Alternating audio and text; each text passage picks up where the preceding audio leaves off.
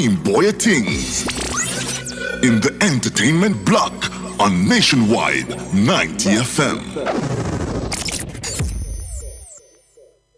Ready to tackle that building project? Start right. Start here at H&L Rapid True Value for building supplies. The time by H&L Rapid True Value is Nationwide time, 5 o'clock. From the Nationwide News Network, comprehensive, incisive, tough. This is Nationwide at 5. Good afternoon, I am George Davis. And I'm Robianne Williams. In Nationwide News at this hour, at least 2 reports sent by the Auditor General's Department to Parliament since late last year have not been tabled. Nationwide News understands that the reports were sent back to the department amid wrangling over the legislation under which they were submitted. The Integrity Commission says all documents sent to the Parliament have been duly tabled amid accusations the House Speaker has suppressed reports from the body. Senate President Tom Tavares Finson says it's almost impossible for the Parliament to hide any report submitted by the Integrity Commission. The Integrity Commission, if they put the report into the Parliament at 1 o'clock, there is a 1:15 news report to say that it's there. The DPP hits back at claims her office is slowing down the work being done to punish the culprits behind the massive fraud at SSL. Police Commissioner Dr. Kevin Blake announces major shake-up in the leadership ranks at the JCF. In news from the rest of the world, the UN Security Council hails CARICOM for its work in resolving Haiti's serious political and societal problems. The Princess of Wales, Catherine, announces that she's undergoing treatment for cancer. In headline sports, Leeward Islands Hurricanes close in on victory against the Jamaica Scorpions at Sabina Park. And later in our broadcast, in our cover story at 5:35, Prime Minister Andrew Holness announced 2 major initiatives through the Heart NSTA Trust to reach youth not currently part of the labor force during his contribution to the budget debate on Thursday. Heart will be proactive in finding you and bringing you to the well of trade. Businessman and fashion designer Carlton Brown, culinary artist Oji Jaja, and founder of Next Step Lifelong Educational Services, Tishana Mullings, will join us. In Public Opinion at 6:26, we'll ask, Hugged and Broad Bean or Tripe and Bean? Give us your comments by logging on to our Facebook page, Nationwide News Network, and by tweeting us at Nationwide Radio, and message us on WhatsApp at 876-285-5693. You can also leave your comments on Instagram at Nationwide 90FM. In the nation's business at 6:40, we'll get reactions to the Prime Minister's budget presentation from economist Keenan Faulkner and development economist Dr. Christian Stokes. At 8, it's the A-Team with Dennis Brooks. All these and more as we take you home on air on your mobile, Nationwide 90 FM, nationwideradiojm.com, and on the Nationwide app available on Google Play and the App Store this Friday afternoon, Friday, March 22, 2024.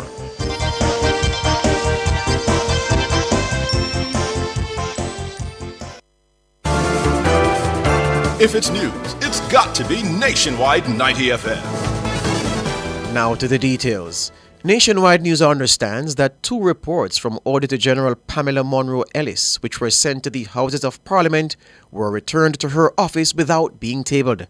The situation has the potential to create a rift between the bodies. Chevron Campbell tells us more. On Friday, JLP General Secretary Dr. Horace Chang issued a statement in which he said there are no reports from either the Integrity Commission or the Auditor General that are awaiting tabling in Parliament. Dr. Chang said the clarification was significant as it directly contradicts the accusations leveled against Speaker of the House of Representatives, Juliet Holness.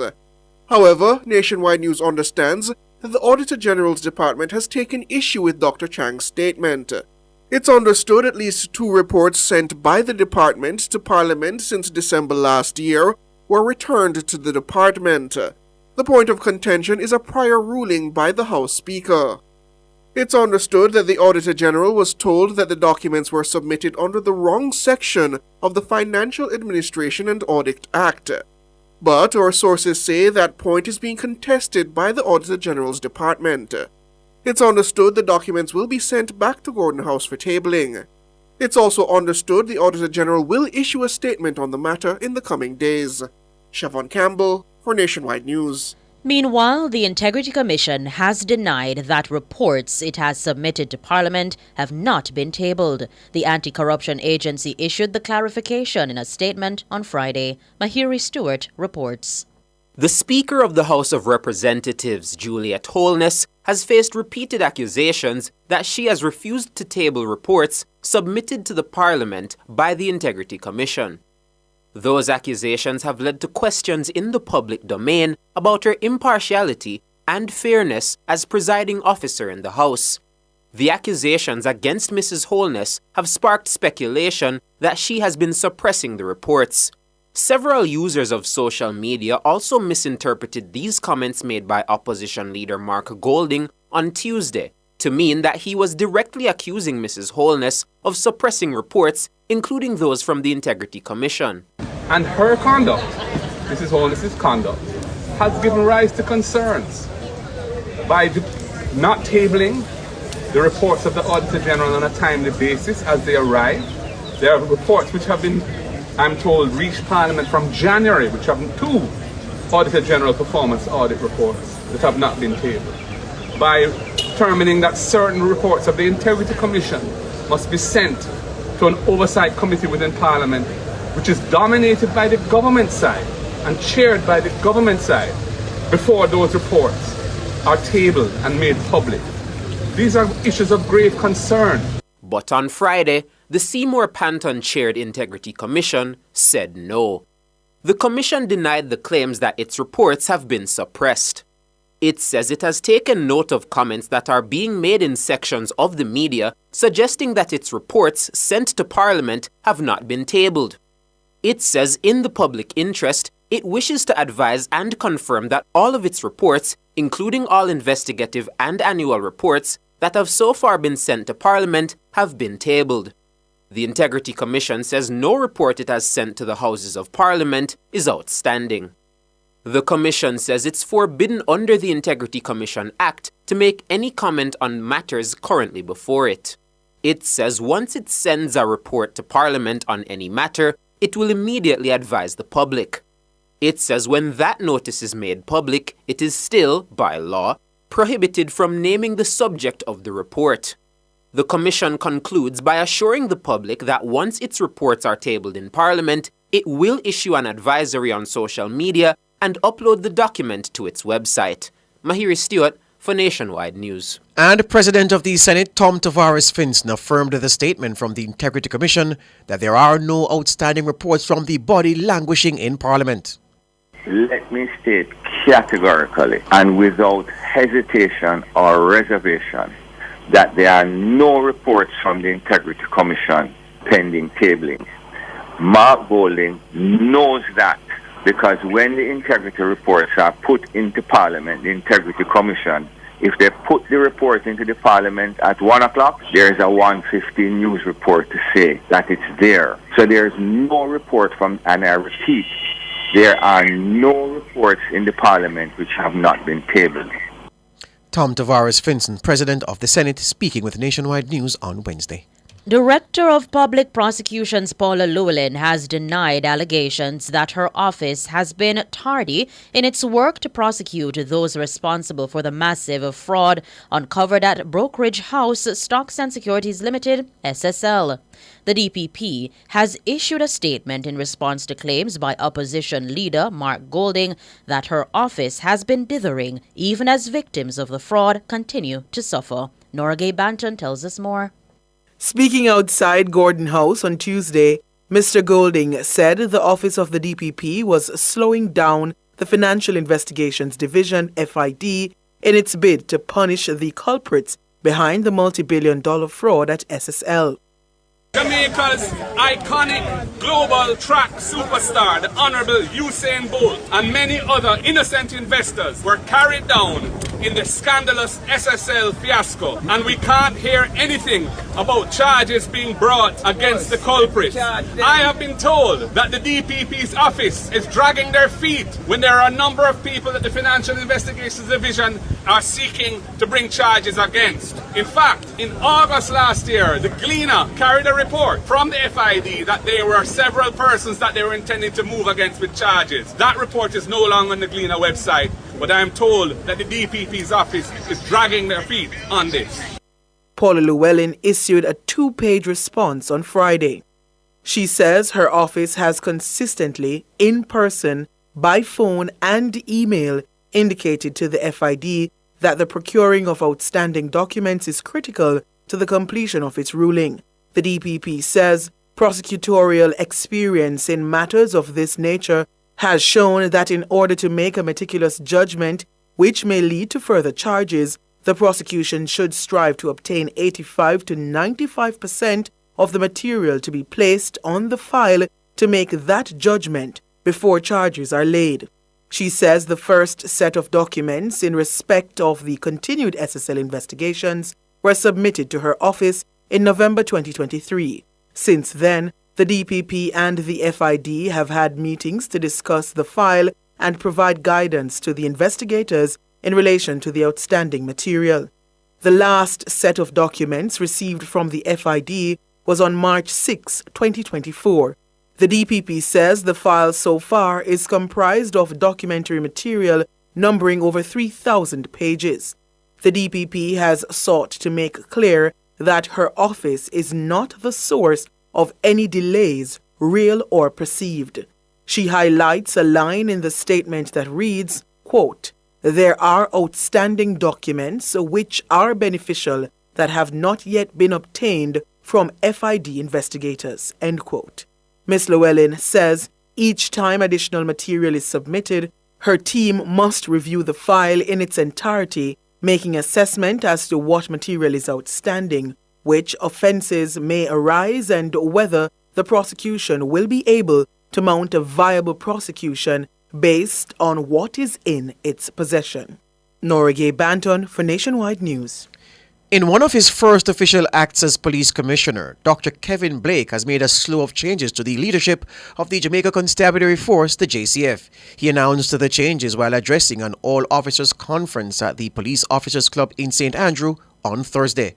The changes will see ACP Karina Powell Hood, the highest-ranking woman in the force, assuming Dr. Blake's previous role as head of the department and logistics portfolio. DCP Clifford Blake will now be in charge of the Inspectorate Professional Standards or Oversight Bureau, IPROBE. SSP Desmond Brooks will join him at IPROBE.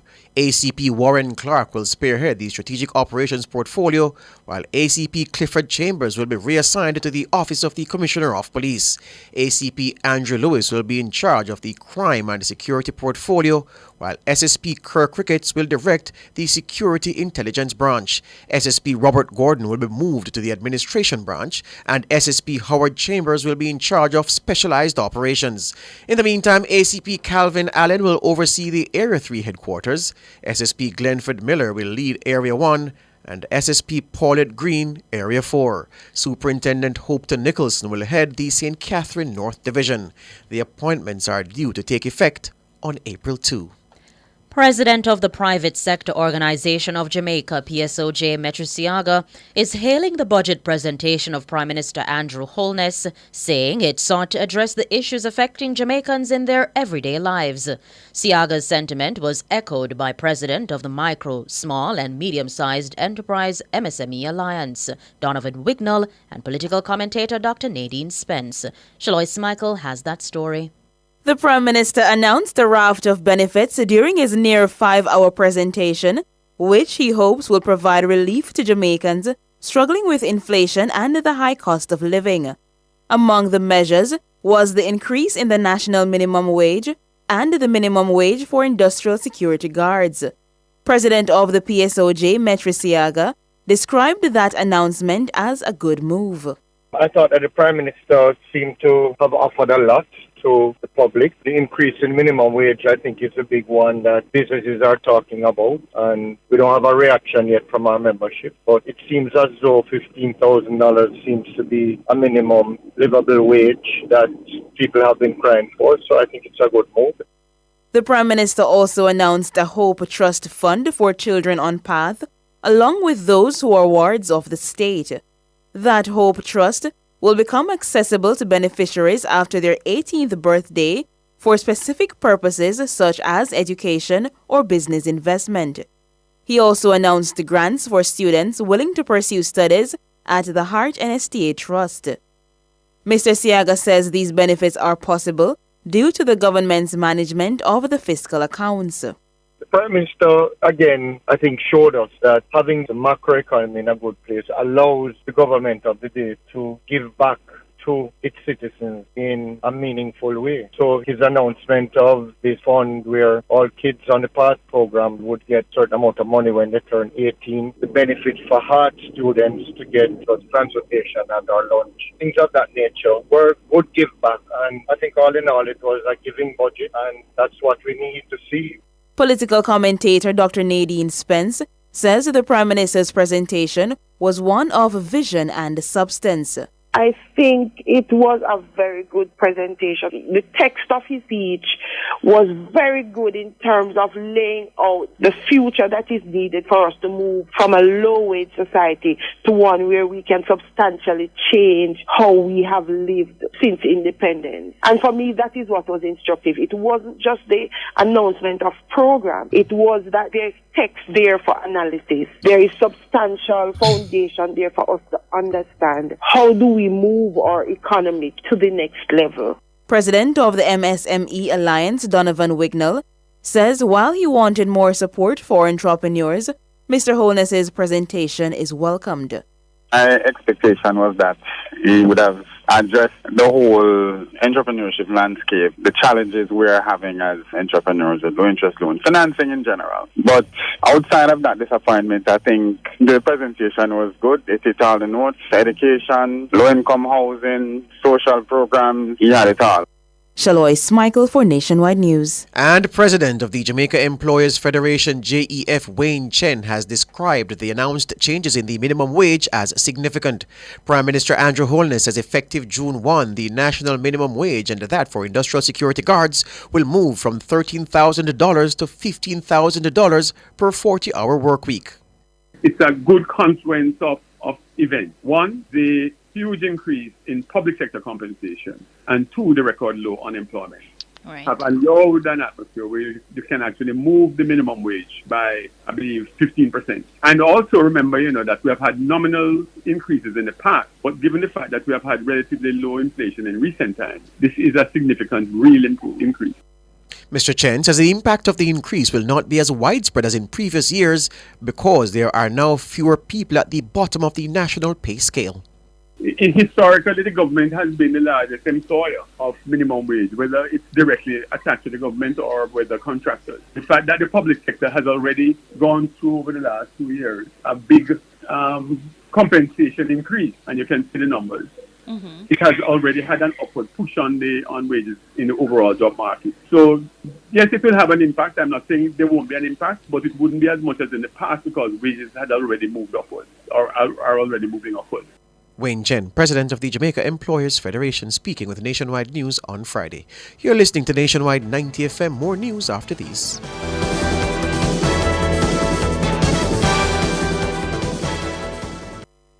Value Drug Pharmacy offers curbside pickup and delivery of your branded and generic drugs. WhatsApp your prescription to 876-881-6695. The time by Value Drug Pharmacy is 18 minutes past 5.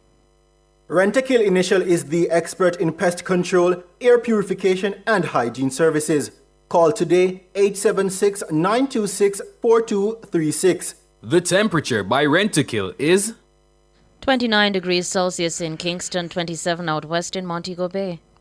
The Ashley Furniture Home Store Orange Sale event is on March 22 to 24. Shop up to 50% off unique and stylish pieces to elevate your space. Plus, enjoy Haviland's bedroom pieces starting at $19,999. 52% off a Robbinsdale 5-piece dining set. 30% off a McCain reclining sofa. Financing available on 6 to 36 months. The Ashley Furniture Home Store Orange Sale event for March 22 to 24 with up to 50% off. Conditions apply. Continuing the news, the moderator of a lecture headlined by South Africa's Foreign Affairs Minister, says Jamaica's Minister of Foreign Affairs, Kamina Johnson-Smith, did not walk out of the event to evade a question from a Palestinian Jamaican. The lecture was held at the Mona campus of the University of the West Indies on Thursday evening. It was moderated by President of the Universal Negro Improvement Association, UNIA, Stephen Golding. Dana Davey reports. The lecture was headlined by South Africa's Foreign Affairs Minister, Naledi Pandor, who was speaking at the time Minister Johnson Smith left the room. A 20-second clip of her leaving the lecture while Minister Pandor was speaking is circulating on social media. Some social media users raised questions about the optics of the clip, while others said clarity was needed. Minister Johnson Smith posted on X Friday morning.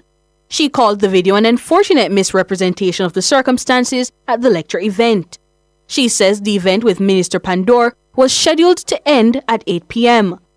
According to Minister Johnson Smith, she was due to attend a meeting of CARICOM to discuss the ongoing security situation in Haiti. The minister says she advised Minister Pandor and the moderator that she needed to leave for the Haiti meeting. She says she waited until 8:15 p.m., 15 minutes beyond the scheduled completion of the lecture, but then had to go.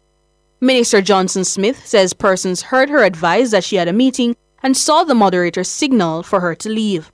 Stephen Golding is confirming that Minister Johnson Smith did not walk out abruptly. Minister Johnson did not walk out on a question. I was moderating the event. The minister indicated that she had another event to attend after a few questions had already been asked. I explained that to the audience and then said we would allow for one more question, at which point Mr. Dabdoo asked a question that was directed not at Minister Johnson but at Minister Pandor. At which point I said, since the question is not directed to her, then Minister Johnson Smith was free to leave. Mr. Golding says the minister had previously explained to the South African High Commissioner that she had a conflicting engagement. So I don't know who is trying to mislead the public or to create any sort of sensation that the minister walked out on a question. The minister had already explained to both the High Commissioner and the South African International Relations Minister that she could not stay for the entirety of the event because she had a conflicting event in her schedule.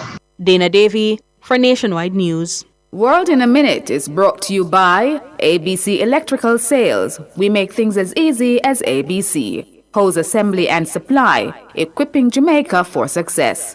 Charles O'Connor Consulting Limited, COCN, driven by international accounting standards, modern technology and integrity. The World in a Minute.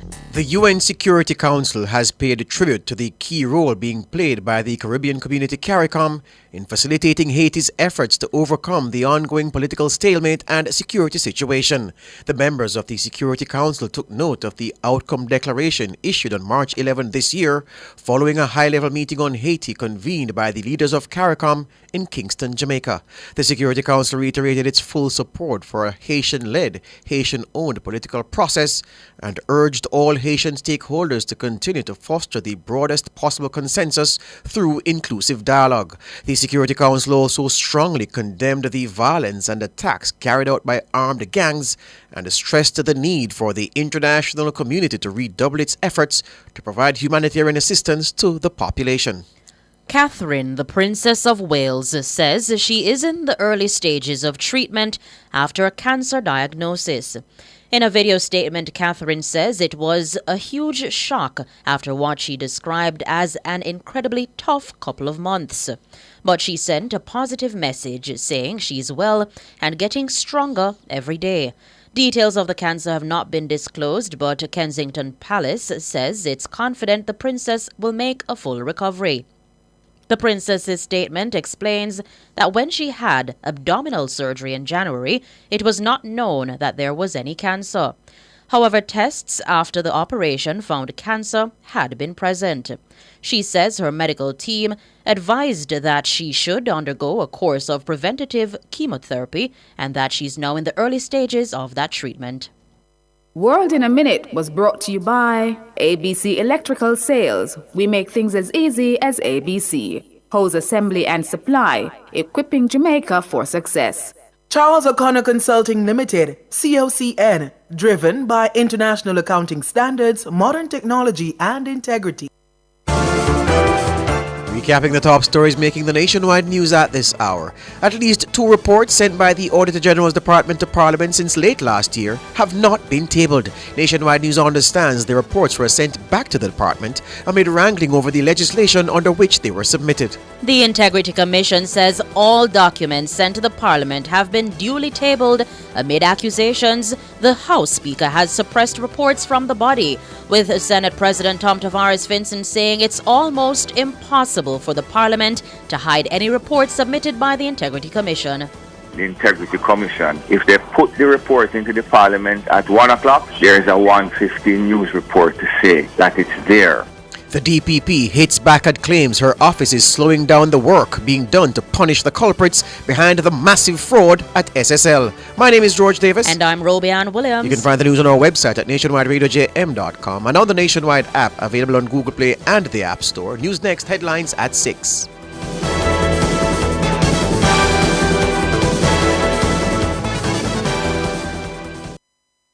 Go crazy for this offer from Flow. Get a free Samsung phone and earbuds when you sign up for Flow Yard and Road for the special price of $4,999 plus GCT. Free is all the craze. This crazy offer won't last long. Visit discoverflow.co or your nearest Flow store for more info. Conditions apply. Does your bra ride up your back? Do your shoulders hurt from carrying the weight of your breasts? These are signs of an ill-fitting bra. When was the last time you were fitted by a bra fit specialist? The bra experts at LaBelle Femme will take care of you. Drop into the store at 53 Lady Musgrave Road, Tuesdays to Saturdays from 10 to 5, and you will see the difference. Or call 876-622-6091.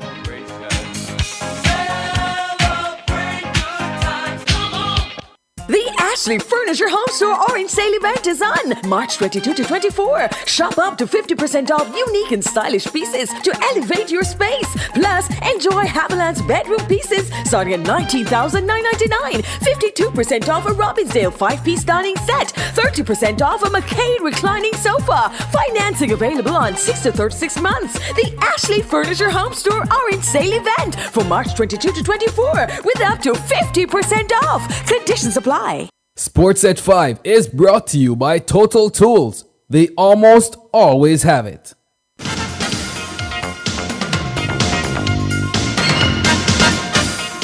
Hello, good afternoon, and welcome to Sports here on Nationwide 90 FM. I'm Wayne Walker. Defending champions Kingston College, they've opened up a 29-point lead over former champions Jamaica College late into the afternoon session on day 4 of the 2024 Grace Kennedy Boys and Girls Athletics Championships at the National Stadium. The famed Purples are currently on 142 points. Jamaica College is second with 113, Calabar third on 70. KC picked up major points in the Class 3 boys long jump final with silver and bronze. Alex King bagged the silver with 6 meters 33. His teammate Daquan Dawkins grabbed the bronze with 6 meters 19. Gold went to Winaldo Faulkner of St. Jago with 6 meters 51. On the girls' side, Edwin Allen continues to show the way with 148 points, and they lead defending champions Hydel High School by 100. They lead Hydel, who are on 114, and St. Jago third, 67. The 400 meters hurdles all classes finals will take the spotlight later on tonight. Sprint legend Usain Bolt says he'll be at the Olympic Games in Paris. Bolt competed at 4 Olympic Games, winning 8 medals, all gold. Speaking on Athletics Weekly, Bolt says he missed the adoration of the fans. I miss the competition. Every time I watch, just watching everybody compete, I miss that. You know what I mean? When I watch the girls compete, like Shelly Ann, I still get nervous. And my coach always said, if Shelly Ann could be doing this, still you could be. So I was laughing about that. But I will be there this year. I'm taking my family, so I will be in the stadium watching. It's the crowd, you know what I mean? That first entry into the stadium, and they see you and they go scream, or that first stride out when you set your blocks and the energy picks up. So for me, it's just the adrenaline and the vibes and the energy. So that's something I miss. Bolt says the American sprint superstar Noah Lyles has what it takes to be the face of the sport. He showed last year that he can. I think where it becomes difficult is the next 4 years. When you have to do it back to back to back, that's when it becomes the issue. When doing it once is never an issue. Many people have won medals back, like one off. But when you have to be back to back, then when it come, and he's shown that he's training hard, he's been working good, he's shown a lot of potential, and I'm in no doubt he's going to do great things going forward. Usain Bolt. The Leeward Islands Hurricanes were closing in on victory over the Jamaica Scorpions at close on day 3 of their 5th round regional 4-day encounter at Sabina Park. Set 187 to win, the Hurricanes closed on 145 for 3, just 42 runs away from victory with 7 wickets in hand. Justin Greaves is not out on 62. Mikhail Louis made 57. Pete Salmon has so far taken 2 of the wickets to fall. The Jamaica Scorpions were dismissed for 196 in their second innings. Abhijayman Singh top scored with 52, Kirk McKenzie 33, and Ramar Lewis 30. Rakeem Cornwall bagged the 3 for 56, Jeremiah Louis 3 for 24, and Shane Thomas 2 for 48. Over at the Queen's Park Oval, Barbados Pride, they beat Trinidad and Tobago Red Force by 8 wickets well inside 3 days. TNT resuming on 100 for 3 were bowled out for 124. Jomel Warrican picked up 6 wickets, Jason Holder 4. Set 18 to win, the Pride easily brushed off the target, reaching 20 for 2. Over at St. Augustine, the combined campuses and colleges team set 386 to beat the West Indies. Academy reached 72 without loss at Stump, still 314 runs away. The West Indies Academy declared their second innings on 316 for 7, thanks to Teddy Bishop with 114 and Joshua James 58. Over at Coolidge, the champions, again Harpy Eagles, handed the Windward Islands Volcanoes their first defeat of the season, beating them by 254 runs. Set 420 to win, the Volcanoes folded for 165 as only Shamar Springer 49 and Ryan John 41 made any useful contribution against Niall Smith 5 for 29 and Vera Sami Permol 4 for 37. Again, Kingston College and Edwin Allen are setting the standards at champs. KC lead the boys standings by 29 points over Jamaica College. Edwin Allen well out front of Hydel with 148 to Hydel's 114. That's sports. We're going to be back with more at 6:05.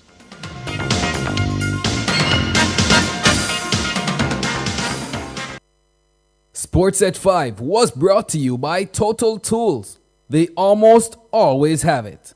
Hyundai, the home of modern premium affordable vehicles. Call us at 876-630-1511. The time by Hyundai is 5:31. Love, care for, and protect our women and girls. We are your family. We are your friends. Don't hurt us. End violence against women and girls. The temperature by the Office of the Prime Minister is 31 degrees Celsius here in the nation's capital, Kingston. It's 29 in the western city, Montego Bay. Know your numbers and take control of your life. Don't wait till it's too late. Check your doctor today. Get the BMI check, your blood pressure check, your blood sugar and cholesterol check. We're living well when we stay on top of our health. Know your numbers and take control of your life. Don't wait till it's too late. Check your doctor today. Know your numbers and take control of your life. A message from the Ministry of Health and Wellness.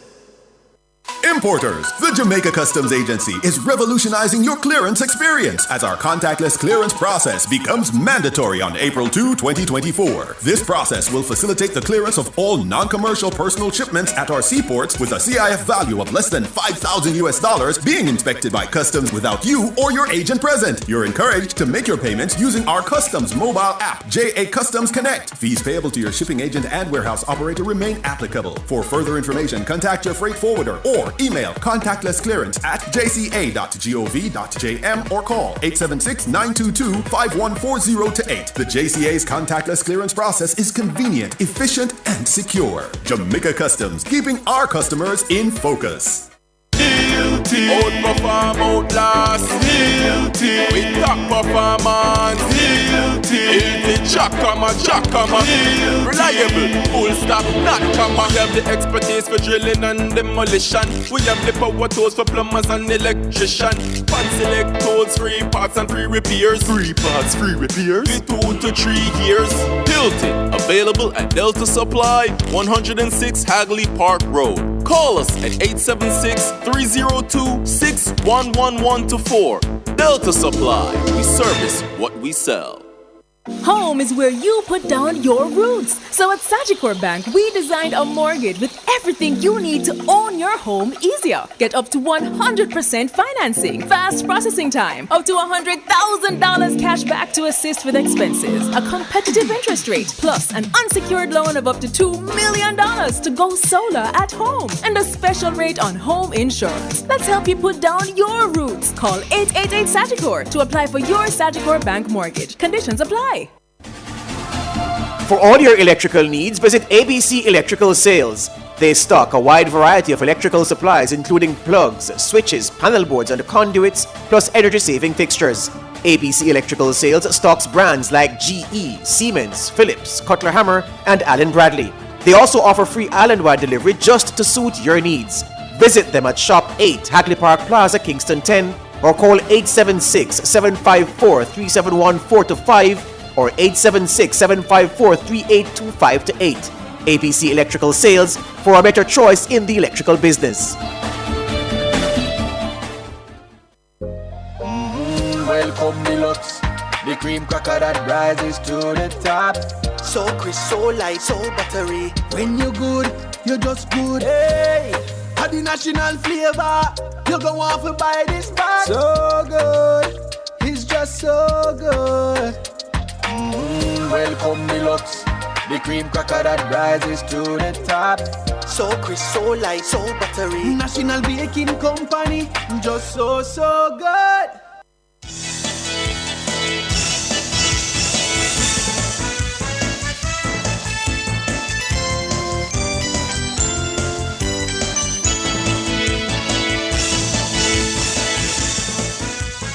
.5:36 on this Friday afternoon, Friday, March 22, 2024. This is the Nationwide Cover Story. My name is George Davis. And I'm Siobhan Campbell. How are you, sir? Doing quite well. Excellent. Before we get into the cover story, just an editor's note and a clarification. And we should apologize to the opposition leader, Mark Golding, because today in the midday news, we carried the story about the Integrity Commission declaring that no reports from that office had been tabled, had been sent to Parliament, but not tabled. The Integrity Commission saying that that claim was not true. The story we carried said that the opposition leader had said that Mrs. Holness, the House Speaker, had not tabled reports from the Integrity Commission.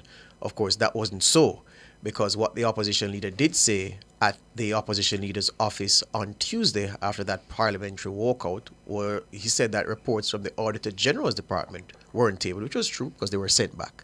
And he also said that reports from the Integrity Commission were sent to committees. Yeah, he was clear in what he said. So he did not say that reports from the Integrity Commission were not tabled in Parliament, that they're being suppressed. He did not say that. And we clarified that in the story we carried at 5, but it was the midday report, which is problematic. And yeah, we want to just clarify that Mr. Golding did not say so, and we moved to set the record straight in the story we carried at 5. All right, let's get cracking now. Prime Minister Andrew Holness has announced an initiative through the Heart NSTA Trust to reach those young people not equipped to compete in the labor force. The initiative, dubbed the Community Action for Rewarding Engagement or CARE initiative, will provide a grant to those enrolled in the various programs offered by Heart. The Prime Minister made the announcement during his contribution to the 2024-2025 budget debate in the House of Representatives on Thursday. Robin Williams has that report. While celebrating the record low unemployment rate of 4.2%, the Prime Minister says this has created a shortage of labor. He says the challenge facing his government now is how to bring thousands of young people into the labor force. And according to the Prime Minister, the CARE initiative is a game changer in the making. So remember now, we have 724,000 persons outside the labor force. We have 4.2% who are unemployed, which represents 57,300 persons unemployed. Now, the member from St. Andrew South said we must never contemplate importation of labor. Yeah, you said that, and I agree with you. I think we should do everything in our power right now to get all our youngsters, everyone who is available. We must get all of them, every one of them. We must get them into our labor force. We have too many of them, too many. The Prime Minister says the current shortage of skilled labour is to be regarded as a national emergency. He's now enabling the Heart NSTA Trust to address that emergency. So this year, the Heart NSTA Trust will introduce the Community Action for Rewarding Engagement initiative called, what does that spell? That's the CARE initiative, to reach every young man and woman who is not working and is not enrolled in a trading program. Heart will be proactive in finding you and bringing you to the well of trading.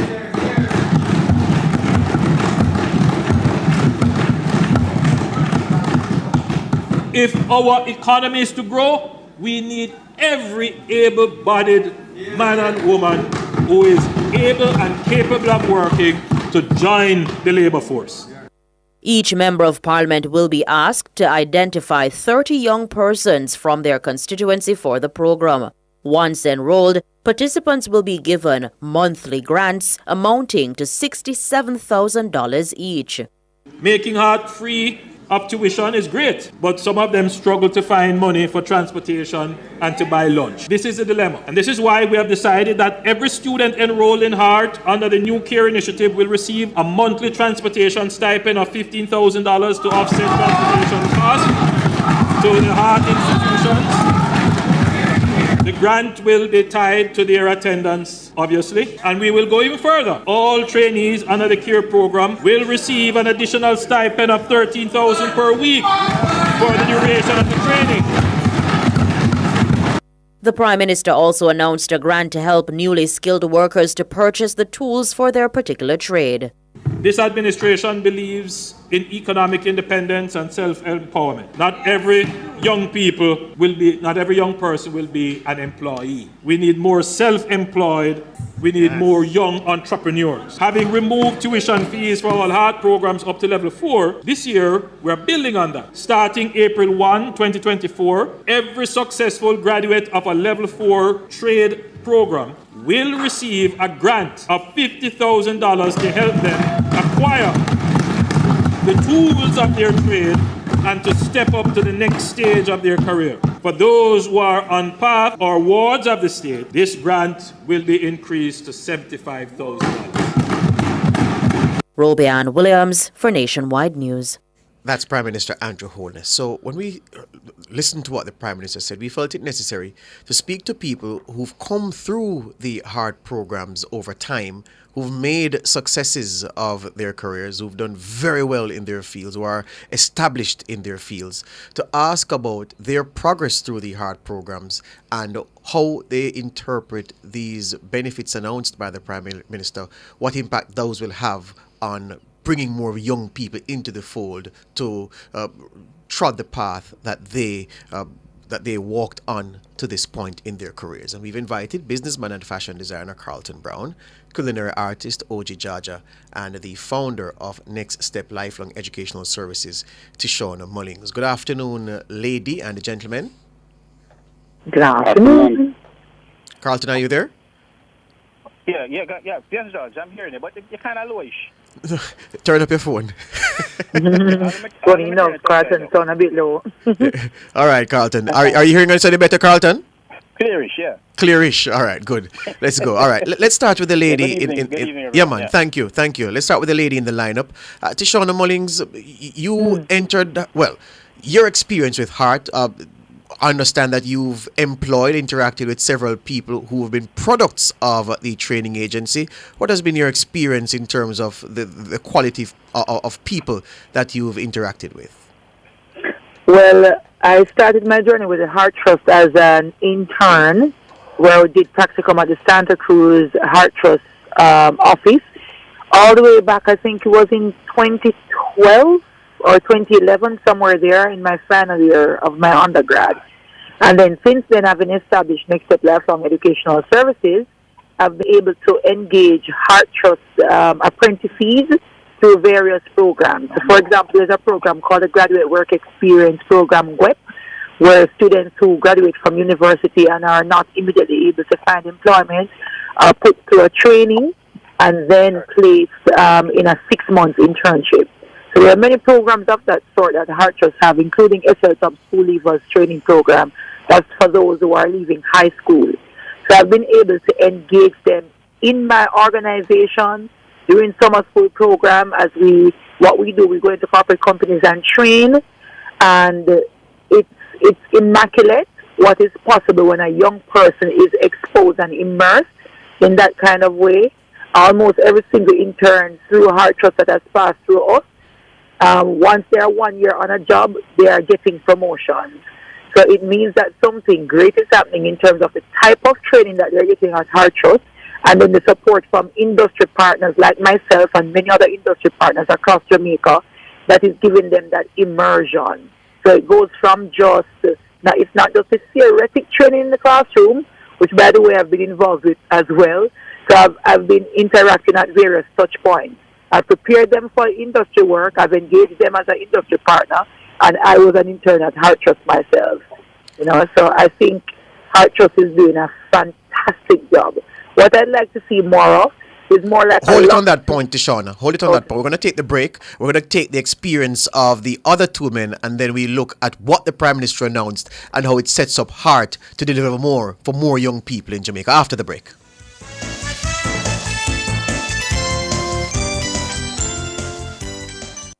Come to Frame Art Jamaica Limited for your one-stop framing, graphic design and printing needs. We frame photos, certificates, paintings, t-shirts and so much more. We print banners and print on canvas. You can also get high-quality prints and framing done in a quick turnaround time to fit your budget. Visit Frame Arts Jamaica at 22C Old Hope Road, Kingston 5, Monday through Saturday 8:30 a.m. to 6 p.m. Call us at 876-929-3058 or visit us at info@frameartjamaica.com. Serving you for more than 30 years.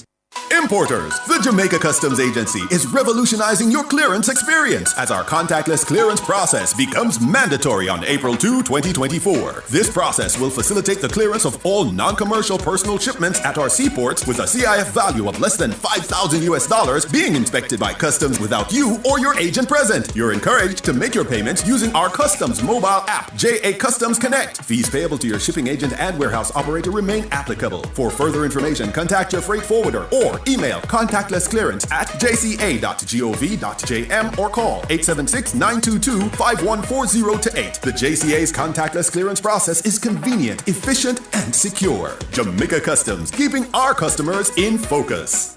Easter Sunday, March 31st, it's St. Mary Kite and Food Fest! Easter Sunday at Buccaneers Jerk and Juice, Port Maria, St. Mary, with a live performance by Najiri, Joshy, Pablo YG, Content, T-Bone, Enhance, Poppy V, Kevin Downswell, Cockeye Flames, Anunnaki, and Raja Wild. Pre-sold 2,500, 3,000 at the gate, and VIP 5,000. Kids, you ride free! It's St. Mary Kite and Food Fest, Easter Sunday, March 31st. No weapons allowed. Welcome back to the cover story as we discuss Heart, the training institution now at the center of what the Prime Minister has dubbed the Community Action for Rewarding Engagement or CARE initiative, which will see several youngsters benefit from skills training at the cost of the state, and they'll be provided grants to encourage them to stay enrolled and complete the course in order to be better providers to their families and to our very, very tight labor market which currently exists. Discussing this now with us are two people who went through the program, businessman and fashion designer Carlton Brown and culinary artist OG Jaja, as well as someone who helps people find educational services. That's founder of Next Step, Tishana Mullings. Carlton Brown, you went through Heart. When did you go through and what was your experience? Yeah, good evening, everyone. I went to the program that was in, Lord Jesus, in 1998. No, 1988. Exactly, because you surprised me there. 1988. Wow. But anyway, in 1988, right? And back then, we call it stipend, I get one envelope. Yes. Right? And all it was is that them time they get in $300 and something are near. It never passed 500. I can guarantee that. Because with the past 500, I couldn't talk to them because I have it. Mm-hmm. But them time, it was just that, right? And then it was just personal for me. It was because I had a love and a passion for it from 7 years of age. It was a no-brainer for me. Just want to go. right? But in all, it wasn't bad. But if you want the truth from me, or you want to sugarcoat it, tell me. I'm gonna tell you straight. No. Tell us the truth. Yeah.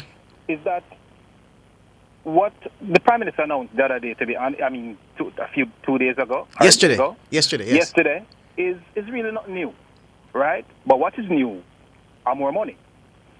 But you see, to be honest with you, George, and I mean everyone here this evening, when I was listening to everything, I realized that I know not new, but I like what I'm hearing. But at the same time, for me, because I had a love and a passion for it, when I was going there, I was 51 students. I was the only one boy. Mm-hmm.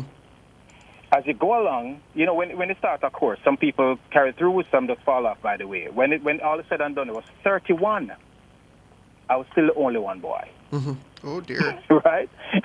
And because I had a love and a passion for that, I stick to it, and I to go through everything, I got what I got. But the plus for me is that I never depend on just heart in itself. Why? Let me tell you, because our grew up, we have till I ran it down Mountain View, we did have Wiggles up at the road, we did have, you know what I mean, the lady who raised in Smarter Wallace, Mary Soul in peace, she's a dressmaker, see her son to Rani Desert Wallace. So I had it all around. You know what I mean? So I just really and truly went to heart, just the papers, because I was getting it from the original grassroots skill set and brain. But you needed a certification from them. Me just want to be qualified and that to this. So even when I went to the school, I wait for them. Yes. So just to be clear, Carlton, you're saying that from you were going into the program in 88, the kind of facilitation where the government was helping you to see out the course of the program, that help was there at that time? It was. So that's I know it's not new, but you know, as they go along, things and times change. You know what I mean? Mm-hmm. So yeah, but at the end of the day, to be honest with you, so from there, from 88, because it was a 2-year thing. You know what I mean? So by 1990, you finished, and then with that now, that same course I did and all of that led me through the factories. Right, in the same garments complex. Mm-hmm. So we do from the school to the garments. So learning the intricacies of different stitching and different machines. I learned all of that within the factory as well. You know what I mean? So what they have down there now, let me be honest with you, George. Everyone. What they have down garments, it's a brilliant layout of everything. But if you want the honest truth, to me, it just become one big warehouse at this point. Mm-hmm. Because there's no follow through throughout the years. None whatsoever. No follow-through to to keep it going. Mm-hmm. And somewhere along the line, something drop off and something turn over. Mm-hmm. And OG Jaja, you're a culinary artist. What was your experience at art? And just start with when you started at art. Well, good afternoon, everyone. Yes, OG, what? All going down. So, I started at Hart in 1998, and I did the 1-year program with culinary arts. It was, and I've always said this, that Hart is the foundation for my growth and development. It is a wonderful initiative. With regards to the quality of persons coming out of the institution, we've gotten a few good people coming out of it. At this point, I feel like we're kind of just churning out persons. I'm not sure how comprehensive the training is, because what I remember is that I used to, and maybe it has to do with the persons there and whether or not they're actually passionate about what they're doing. But I remember when I was there, I was doing things like at the hotel, and I went to Runaway Bay Art Academy, yes, which is now the Cardiff. But when I was there, I would spend hours in the hotel kitchen just because I wanted to get the experience. I'm not sure whether or not that is something that's still facilitated, but I don't get that the trainees coming out of it now are as passionate about it. I think a lot of them are more focused on the money, and I don't know that they're so concerned about honing their skills so that when they do get a particular position, they're actually able to deliver on that position. But you would say, though, OG, that in terms of the opportunities being present, there's every opportunity for anyone with an interest to see a program through to the finale. It's a great start for anybody who is interested in, and I speak about any field, because it gives you the opportunity to go into. So, like, I had the opportunity to work at Sandals, Sanssouci. So all of the hotels on the North Coast, I got the opportunity to work in for maybe a month or a couple of weeks. But the networking and just what you're exposed to was definitely a good experience for me, and I know it was a good experience for all of the other trainees that were there at the time that I was there. Tishona, I wonder, your experience, you work with these HEART graduates, have you found that the concern has been raised in terms of the actual cost to them to attend the HEART skills training? Definitely the concern has been raised, which is why I feel like what has been announced is actually removing some of the excuses, because there are trainees that I was supplementing. So on top of the stipend that they would have received from HEART, they would have used that money for food or for some other home expense, and then they're looking for monies to travel to work. So now that they're getting a stipend towards their travel, a stipend towards food, and I don't suppose that will remove their regular stipend for especially for those who are on the job experience. There's usually a stipend for the on the job work that they're doing. So I think this program is also removing the excuse. But I think somebody raised it earlier about I think it was Carlton that was saying, he's not sure about the passion, or I think it probably was the other person that they're bringing to the table. Yes. Because I have seen programs where people are paid to come to a training, and there's still a high level of attrition. And I'm wondering, if I'm being paid to learn, what would stop me from showing up? So there's an attitudinal aspect that must be worked on, because now there's no young Jamaican that can say, I don't have any opportunity to be engaged because you're being paid to learn, literally. So, I mean, the excuse is gone, so it's about the attitude of our young people. But certainly that's a societal problem. How does the government address that? Can I say something where that is concerned? Go ahead. The government can't do nothing about this, and it's up to the individual. And that's just the reality, because you see, the thing is, even if the government $1 million tomorrow, you're going to still hear the same excuses all this. Because if you, the individual, don't have the love and the passion for what you want to do, there's nobody else can do about it. Yeah. There's nothing you can do about it. Because the thing is, it's funny when OU was saying that, just him stay back in, because he want to learn more, and got the same because he want to learn more.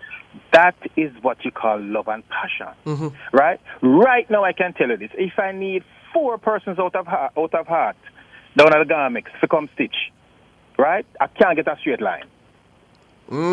That's bad. I'm just being real. Yeah. We're going to need another program to get into those details. OG, in terms of the aspect of the announcement from the Prime Minister about the help to buy tools, what's your take on that, given that you use a lot of tools in your area as a culinary artist? Well, you're putting me on the spot right now. Yeah. I will answer that and say, well, you see, when you leave out, I can't pay anybody $50,000 a week, a month, and expect that they're going to stay with me, right? Yes. Because just for them to get to work and get home, it's probably going to cost them that. But you'd say it's a start. It can help. I just don't know that it's going to be that great of an incentive. From the perspective of, and I wanted to touch back on this point about the passion, yes, because that is important. We need to also look at how we're selecting persons to join the program, because we can't just allow anybody to come in just because them. I was going to get there too. Go ahead. Them want to and they're wasting resources for the 9 months or for the year, right? Yes. And once we get them in, also, I think there's a lot that needs to be done in terms of mindset, because they have to also understand that they're going to be they're not going to leave Hart and go straight into owning a business. Yes. It's going to take them time to be able to hone their skills so that they're able to run a business successfully. And when they go into a business, they have to understand that there are certain rules and regulations that are going to have to be followed. They have to also understand that, you have to put in the time. And I don't think a lot of them want to necessarily put in the time. Yeah. No, they That's don't. been my experience. Yeah. So in terms of the training, I think there should be an aspect to the training that speaks to work etiquette, understanding just how you need to conduct yourself. Professional culture. Yeah, I think that's something that we have to thread in the program. Yeah. Because I was saying that's something that we have to thread throughout the system. Yes. Like, not just when you get to Hart Trust, but how are we teaching that from the primary level into the high school level? Yes. Transitioning into tertiary, Yes. which includes the Hart Trust program and beyond. Yeah, we're out of time. Carlton, your last word? For the most part, George need one day for it. But Yes, anyway, we need a whole day, but we're out of time. Yeah, but quick. here's the last thing. Yeah, go ahead, Carlton. The last thing I'm going to say is that it's funny, everybody said basically on the same page, but I remember I met with the Prime Minister 2018 to talk about the same thing. He was with it, but COVID come and everything switch and change. Yes. We're going to go back to that where he's concerned in terms of the conversation, because we need to have that conversation. But what I'm saying is this, is that I started in school as well, in primary school, right? Them time at all age, and a junior high, I was all age. That's where I started, right? So if them call it clothing and textile, my daughter give me some name, now I'm confused, but anyway, the same something, right? Because everything has changed, but it still remains the same, right? But you can't. It's not everybody can just run in, because you find that half the time who come in, them just come because them granny send them and them mother send them and fill them yard. Yes, true. Right? So there's no love and passion for that. So by the time they come in for 2-3 weeks and a month, then some of the small and gone somewhere else. Even us teaching the same thing. Yeah. But we need more time for this, though. Absolutely. The last thing I'll say is this. As I hear the three of you speaking, Carlton Brown, OG George, and Tashona Mullings, there is a person involved in a high-profile murder matter. That person is in remand now. And I shook my head as I heard all three of you speak, because that person was signed up for a hard course by their supervisor at the place that they worked. And the man told his manager that no, him not on time for that, he had other plans. Apparently the other plans was to be involved Clearly in had murder. other plans. Jeez and peace. Anyway, I have to leave it there and I can't say any more on that. Thank you very much for your time. We'll talk again. All the best, OG. Thank you, OG. Thank you, Carlton. Thank you, Tashona. Yeah, man, you're welcome. Yeah, man. All right, we'll take a break now.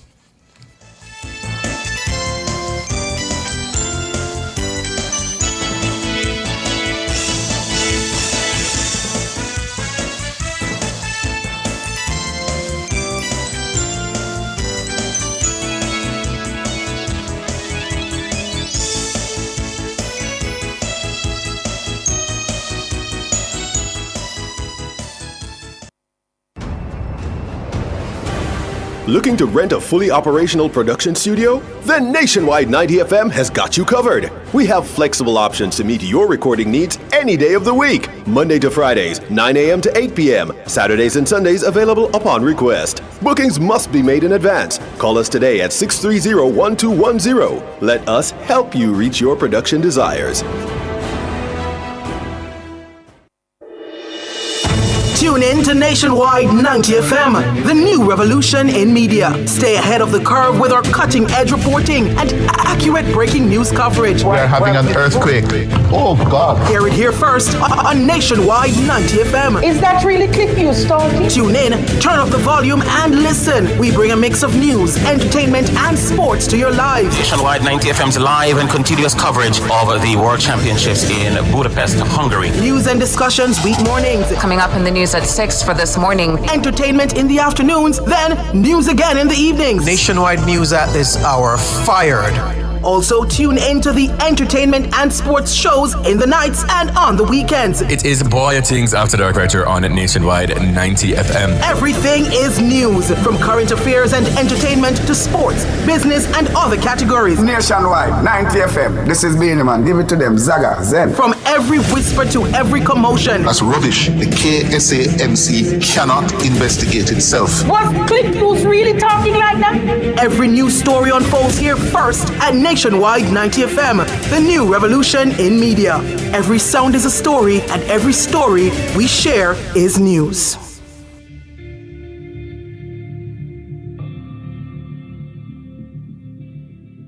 Say hello to peace of mind and goodbye to worry with Guardian Life's new Ultimate Provider Plan, and secure your medical expenses in the event of critical illness today. Call 888-367-5433 for details. The time by Guardian Life is 4 minutes after 6.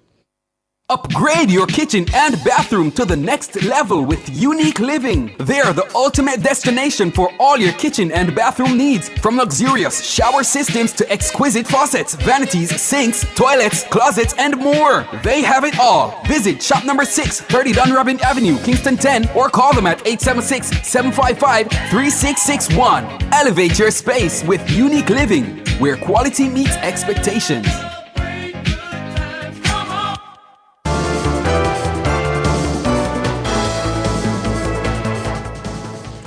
Good evening, I'm Dana Davey with the headlines at 6.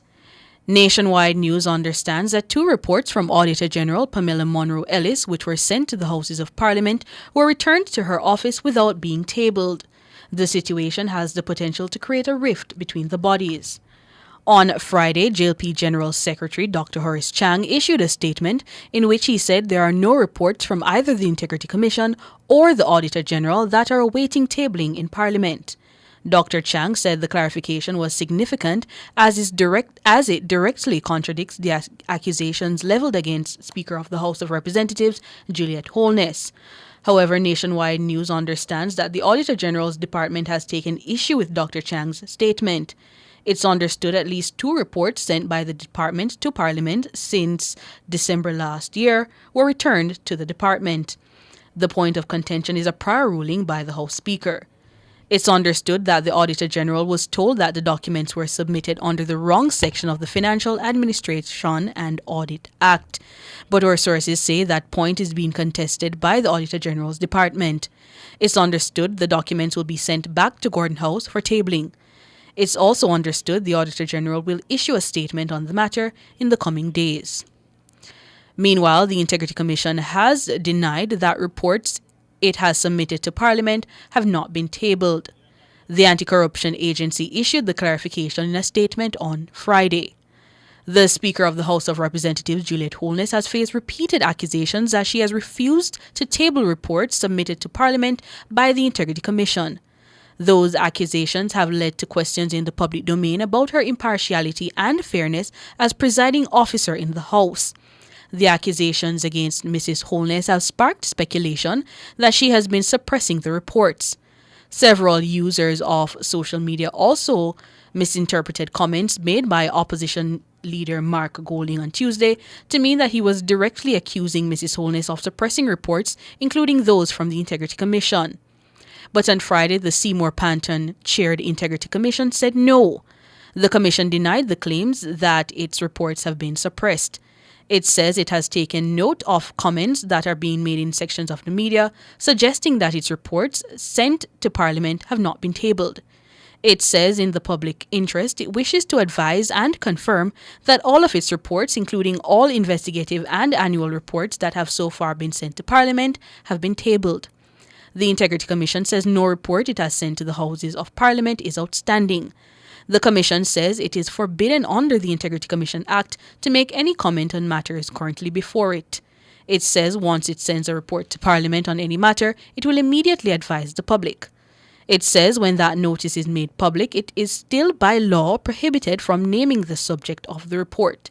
The Commission concludes by assuring the public that once its reports are tabled in Parliament, it will issue an advisory on social media and upload the document to its website. Those were the headlines at 6. I'm Dana Davey.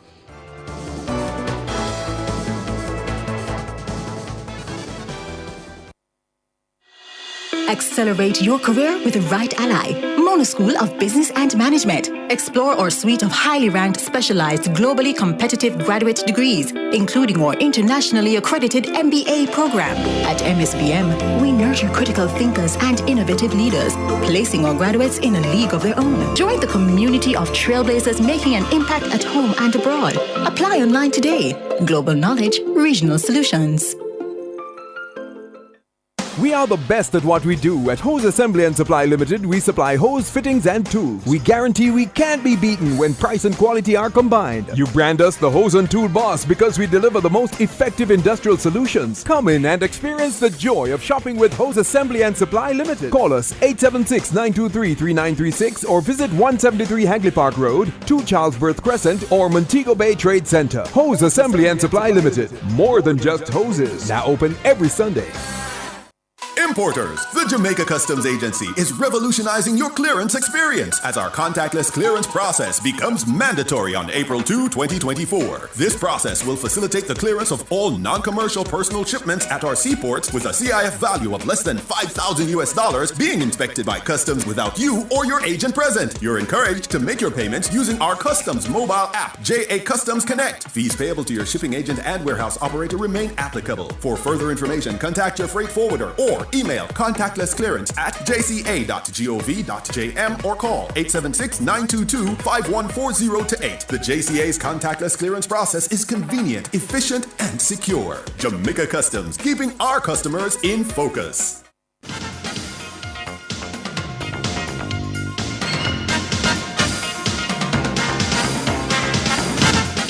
Good evening with your sports report. I am Alric Ribby. We start with track and field. At sports time, defending champions Kingston College have opened up a 29-point lead over former champions Jamaica College late in the afternoon session on day 4 of the 2024 Issa Grace Kennedy Boys and Girls Athletics Championships at the National Stadium. The famed Purples are currently on 142 points, with Jamaica College on 113 and Calbar third on 70 points. KC picked up major points in the Class 3 boys long jump final with silver and bronze. Alex King bagged silver with 6.33 meters and his teammate Luquan Dawkins bronze with 6.19 meters. Gold went to Windalo Faulkner of St. Jago 6.51 meters. On the girls' side, Edwin Allen continues to show the way with 148 points, and they lead defending champions Hydel 114 and St. Jago third 67. The 400 meters hurdles will take the spotlight late on tonight. Sprint legend Usain Bolt says he'll be at the Olympic Games in Paris. Bolt competed at 4 Olympic Games, winning 8 medals, all gold. Speaking on Athletics Weekly, Bolt says he misses the adoration of the fans. I miss the competition. Every time I watch, just watching everybody compete, I miss that. You know what I mean? When I watch the girls compete, like Shelly Ann, I still get nervous. And my coach always said, if Shelly Ann could be doing this, still you could be. So I was laughing about that. But I will be there this year. I'm taking my family, so I will be in the stadium watching. It's the crowd, you know what I mean? That first entry into the stadium and they see you and they go scream, or that first stride out when you set your blocks and the energy picks up. So for me, it's just the adrenaline and the vibes and the energy. So that's something I miss. Bolt says American sprinter Noah Lyles has what it takes to be the face of track and field. He showed last year that he can. I think where it becomes difficult is the next 4 years. When you have to do it back to back to back, that's when it becomes the issue. Doing it once is never an issue. Many people have won medals back, like one off, but when you have to do back to back, that when it comes. And he's shown that he's training hard, he's been working good, he's shown a lot of potential, and I'm in no doubt he's going to do great things going forward. Usain Bolt. Olympic champion Elaine Thompson-Herah is set to bring her lightning pace to Bermuda's USATF Grand Prix on April 28. The 5-time Olympic gold medalist, renowned for her historic sprint double victories at consecutive Olympics, will headline an impressive lineup of international track stars, promising an electrifying day of athletics at the Flora Duffy Stadium. She shares the exclusive distinction with Usain Bolt of clinching the 100 and 200 meters gold at back-to-back Olympics, a feat she achieved in Rio de Janeiro in 2016 and at Tokyo. Her victories place her in the pantheon of sprinting legends alongside Bolt and Florence Griffith Joyner. Thompson Hero's personal best of 10.54 seconds in the 100 meters is tantalizingly close to Griffith Joyner's world record of 10.49 seconds set in 1988, a mark that remains the pinnacle of women's sprinting. Her participation in Bermuda is a testament to her enduring dominance and dedication to the sport. Thompson Hero's presence at the USATF Grand Prix not only elevates the event, but also serves as an inspiration to athletes and fans. Among those looking to share the spotlight with Thompson Hero is Noah Lyles, the 200 meters bronze medalist from the United States, who is no stranger to the island's fervent athletics community. Now on to cricket, as the Leeward Islands Hurricanes were closing in on victory over the Jamaica Scorpions at close on day 3 of their 5th round regional 4-day encounter at Sabina Park. Set 187 to win, the Hurricanes closed on 145 for 3, just 42 runs away from victory with 7 wickets in hand. Justin Greaves is not out on 62, while Mikael Lewis made 57. Pete Solomon has so far taken 2 of the wickets to fall. The Jamaican Scorpions were dismissed for 196 in their second innings. Abhijay Mansingh top scored with 52, Kirk McKenzie 33, and Rama Lewis 30. Rakeem Cornwall bagged 3 for 56, Jeremiah Lewis 3 for 24, and O'Shane Thomas 2 for 48. At Queen's Park Oval, Barbados Pride beat Trinidad and Tobago Red Force by 8 wickets, well inside 3 days. TNT, resuming on 100 for 3, were bowled out for 124. Jamel Warrican picked up 6 wickets and Jason Holder 4. Set 18 to win, the Pride easily brushed off the target, reaching 20 for 2. At St. Augustine, the combined campuses and colleges set 386 to beat the West Indies Academy, reached 72 without loss, at Stumps still 314 runs away. The West Indies Academy declared their second innings on 316 for 7, thanks to Teddy Bishop with 114 and Joshua Jabes 58. And at Coolish champions, the Guyana Harpy Eagles handed the Windward Islands Volcanoes their first defeat of the season, beating them by 254 runs. Set 420 to win, the Volcanoes folded for 165, as only Shamar Springer 49 and Ryan John 41 made any useful contribution against Neil Smith 5 for 29 and Veerasamy Permaul 4 for 37. Cricket West Indies CWI confirmed that the West Indies women's team will play 3 one-day internationals and 5 T20 internationals against Pakistan at the National Stadium in Karachi from April 8 to May 3. The ODI are scheduled for April 18, 21 and 23 and hold significance as they contribute to the ongoing ICC Women's Championships. These matches are crucial for the West Indies women as they push for direct qualification for the ICC Women's Cricket World Cup that is due to take place in India in 2025. West Indies women are currently positioned at number 9 with 8 points. Top 6 qualify automatically. The West Indies last toured Pakistan in November 2021, resulting in victories in all 3 ODIs. Following the ODI series, a gripping 5-match T20 series will unfold.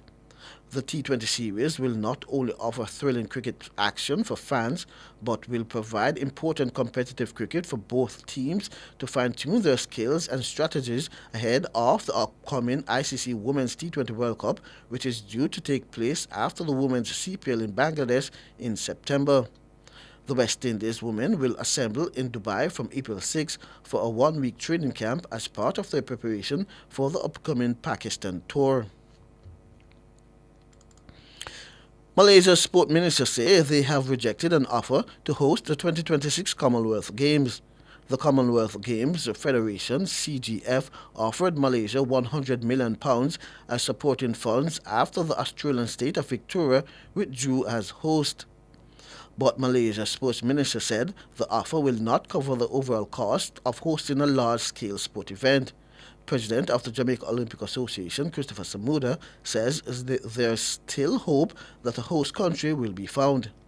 Malaysia's decline of the Commonwealth Games Federation's multi-million investment offer to host the Commonwealth Games must be troubling for the CGF as they watch the clock ticking audibly. But all is not lost that an experienced and pragmatic negotiating team cannot achieve. The CGF may very well have to consider an increased offer of investment, and they will have to take a relook at the big ticket items with a view to reducing the number of sports on the agenda, but mindful of contractual obligations and the imperative of not compromising the value of the product to sponsors and financiers. Victoria's withdrawal as host last July because of soaring costs has raised question over the future of the Games. Birmingham, which had been due to host in 2026, stepped in to host the 2022 Commonwealth Games when the South African city of Durban was stripped of hosting rights after running into money troubles and missing key deadlines. Samuda says the CGF may have to consider rebranding the Games.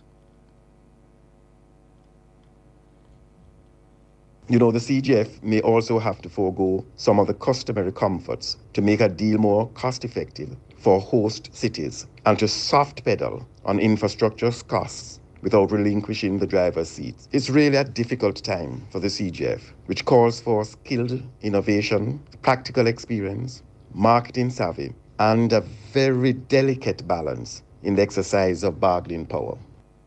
Christopher Samuda. And finally, in football, the Jamaica's senior men's football team gave up a one-goal lead in their 3-1 loss against USA in the semifinals of the CONCACAF Nations League at the AT&T Stadium in Arlington, Texas last night. Craig Lee shot the Reggae Boys in front after only a minute in the game. However, the Americans grabbed the equalizer with less than a minute to go when Jamaican striker Corey Burke headed into his own net with the very last touch, sending the game into extra time. Substitute Haji Wright then stepped up with goals in the 96th and 109th minutes to knock Jamaica out of title contention.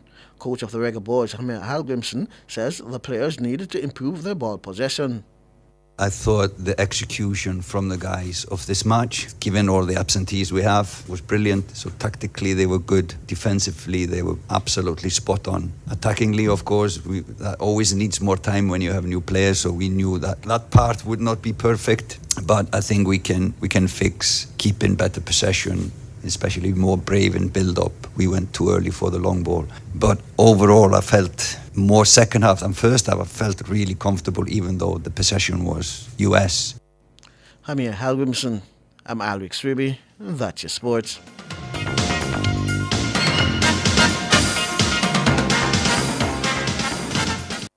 For all your scales and food processing equipment, call Advanced Scales and Equipment Limited at 876-968-9612-5. The time by Advanced Scales and Equipment Limited is 6:21.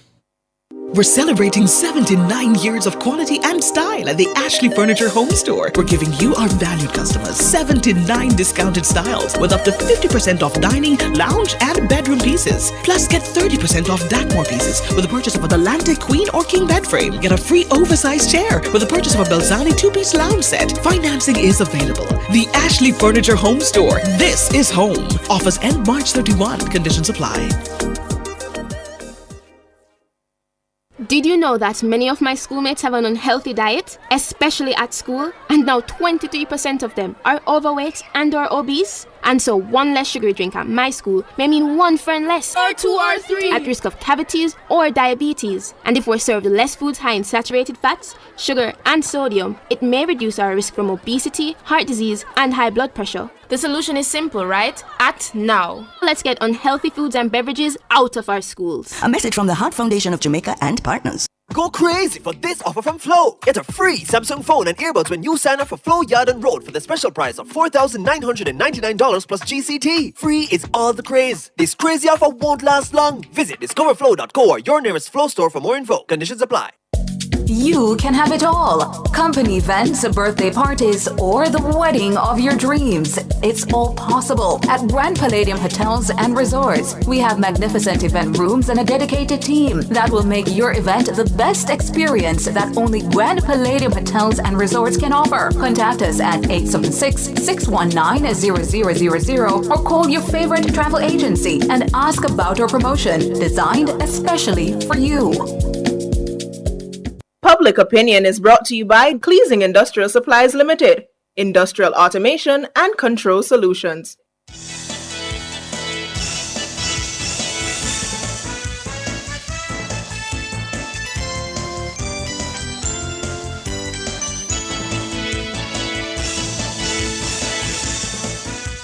Good evening, and welcome to Public Opinion. I'm Robianne Williams. A special good evening to our friends on our YouTube platform. Thank you so much for tuning in. As always, we invite you to weigh in live in the comment section on today's Public Opinion. And what a week. What a week it has been indeed. Well, it's Friday, the TGIF edition of Public Opinion. And this Friday's Public Opinion is brought to you by our very own Deputy Executive Producer, George Davis. Now, Mr. Davis went around the office first to gauge our responses to the question we're about to ask you, but he wasn't so pleased with the responses that he got because nobody really agreed with him. So, well, only 3 people, I believe, agreed with him. So before I tell you what George's preference is, and it's a food question, we're putting it to you in Public Opinion today: hoghead and broad bean or tripe and bean? None of them, bro. I don't eat hog, and it's passed through tripe, so I don't think it can be clean enough after so much has to pass through it.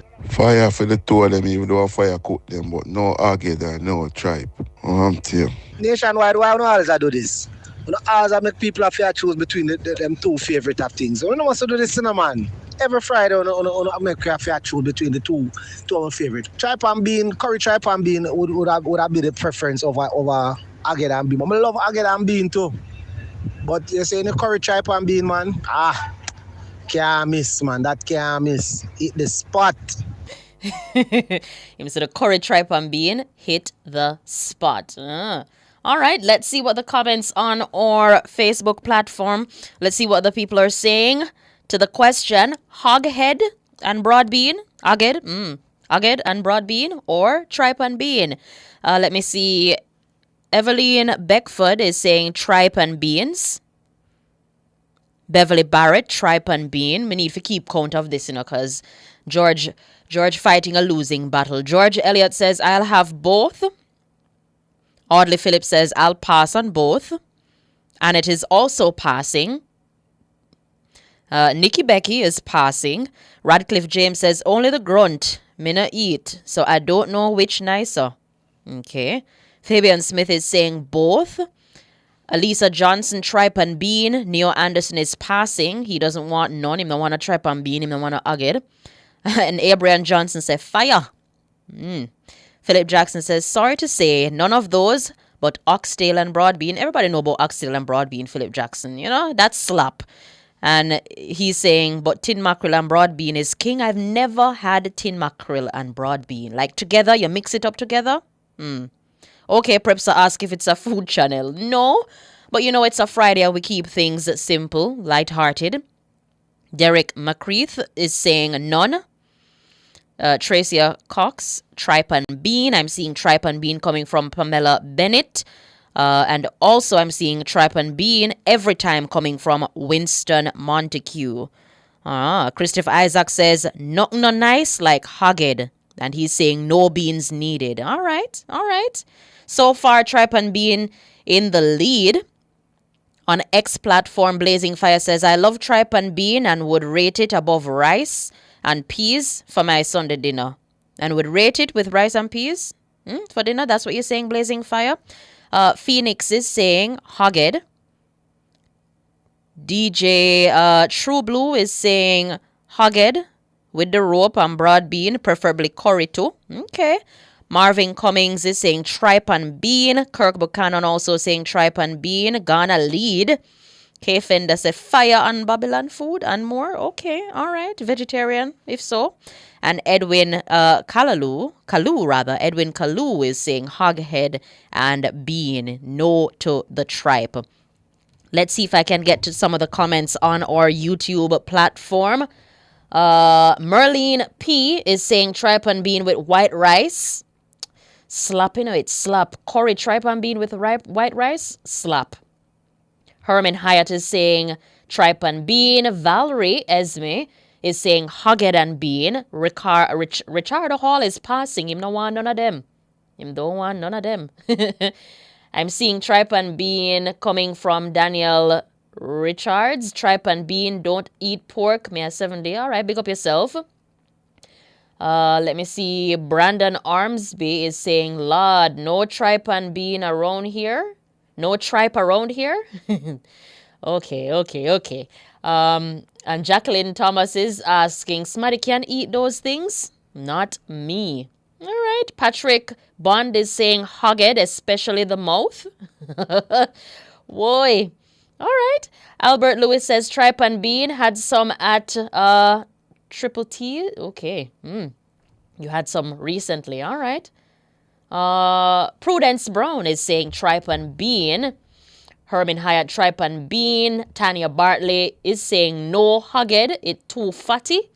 I want to tell you that I've never had hoghead before. I've never had hoghead.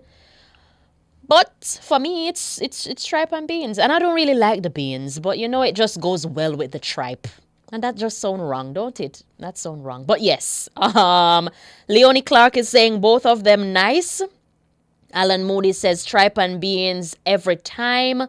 Marlene Henry is saying hoghead and bean. Tanya Bartley coming from Tanya Bartley, tripe and broad bean, even though it's been a while. May I tell you, it's been a while. I mean, sometimes when I go to restaurants and I see it, me just ask for the gravy. The gravy, the curry. Tanya Bartley, cowhead and bean. Okay, cowhead and bean. Patrick Miller is saying hoghead and bean. Let me see if I can get in some of the responses on our Instagram platform. If you're just joining us, it's a Friday, and the question we're putting to you, hoghead and broad bean or tripe and bean? Vibes Promo JA on our Instagram platform say, them de nothing yam. I'll take the pot where them a cook them inner. Okay. Shanika says tripe and bean. Wayne is saying none. Michael Raffington is saying, I like both of them, but hoghead and beans, well peppered with an ice-cold red stripe beer. All right. Sharon Bent Henry is saying tripe and bean. I'm seeing tripe and bean coming from 40-ish. Fine. KB is also saying tripe and bean.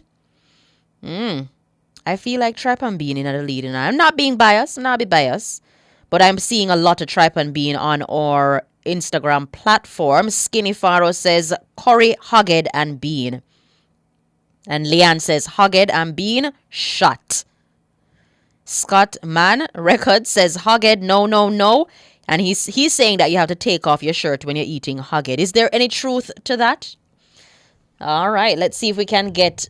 Oh, somebody's asking, so what is George's choice? Well, George says that if he had his preference, hoghead and broad bean or tripe and bean, he would go with hoghead and tripe and bean all day, every day. That's according to George Davis. Hoghead and tripe and bean. Hoghead and beans. Not, yeah. He doesn't want the tripe and bean. He's saying hoghead. Gene Sellers says tripe and bean, but I'll have to look after it myself. Some food you don't really eat from people. Some food, you do it by yourself and you eat it. Bev Thompson is saying too much cholesterol in the tripe. Precious Soul said don't eat pork. Herman Hyatt is giving us another mix. Herman Hyatt says cow skin and bean. Patrick Samuel says none of the above. Camigo is saying same. He or she has never had hoghead yet, but it sounds interesting. I would try it. But not knock it. Would I try it? Would I try it? But that's all the time we have for public opinion this evening. Thank you guys so much for participating. I feel like a hug. I feel like Tripe and Bean in the lead still, George. I feel as though the Tripe and Bean take the lead. The curry, I like it curry. Curry, Tripe and Bean with white rice. Yeah, that's it. That is it. And well peppery too. Thank you guys so much for participating. That's all the time for public opinion. Do have yourselves a wonderful evening, but before that, do stay tuned for the business report.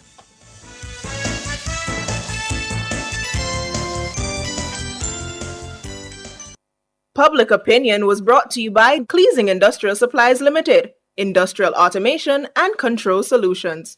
Annual eye examinations not only assess your vision but may be life-saving. Eye tests may detect serious health issues that go beyond your vision. Call IQ Optical to schedule your comprehensive eye test today. The temperature by IQ Optical is 31 degrees Celsius in Kingston, 28 out west in Montego Bay. Soca Kingdom, listen up. The Jamaica Observer is giving you another chance to jump with the Exodus Band for free. Win a t-shirt package when you enter our All Rave Ahead promotion and find the hidden pieces of the Exodus t-shirt found in the Daily Jamaica Observer between now until March 25. Join the hunt and grab a copy of the Daily Observer for your entry form to touch the road. Contact 876-469-3089 for more details. We're ready for the road.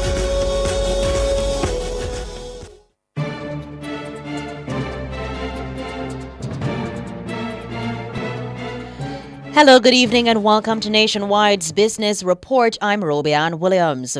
Jamaican-owned fast food chain Juicy Patties has opened a restaurant in Hollywood, Florida, as it begins its expansion into the United States market. It opened the doors to the Hollywood Boulevard restaurant on Thursday. Now, the Clarendon-based restaurant franchise announced earlier this year that it was getting ready to expand to the United States and is inviting franchises to apply to operate its restaurants in that country. Hollywood is a city on Florida's east coast between Fort Lauderdale and Miami. In other news, the U.S. has filed a landmark lawsuit against Apple, accusing the tech giant of monopolizing the smartphone market and crushing competition. In the legal action, the Justice Department alleges the company abused its control of the iPhone App Store to lock in customers and developers. It accuses the firm of taking illegal steps to thwart apps seen as a threat and make rival products less appealing. Apple has vowed to vigorously fight the lawsuit and denies the claims. Finally, the currency markets at the close of trading today, it cost 154 Jamaican dollars and 58 cents to buy $1 US, 197 Jamaican dollars and 91 cents to buy 1 British pound, and 115 Jamaican dollars and 95 cents to buy the Canadian dollar. That's the business report. I'm Robianne Williams. Have yourselves a wonderful weekend.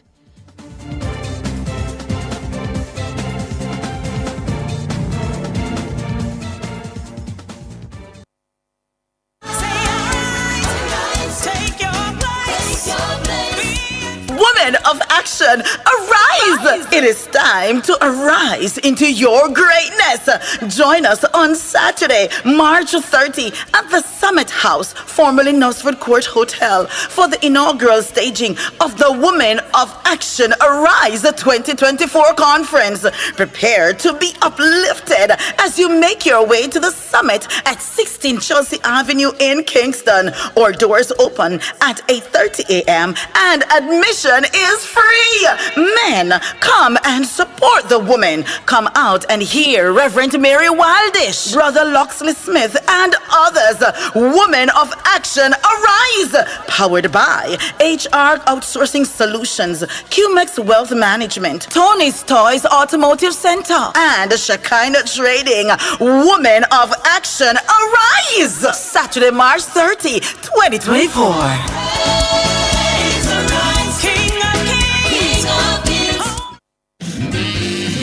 Azen Super Center in Midtown Crossroads, a place you've come to know and trust for quality and the best prices. Now, come see our expanded range of products, fine furnishings, kitchenware, your smart TVs, and all things electronics, and the latest in curtains, bed linen, and bathroom accessories. It's the new and expanded Azen Super Center in Midtown Crossroads with convenient, safe, and free parking. Shop with a smile at Azen Super Center.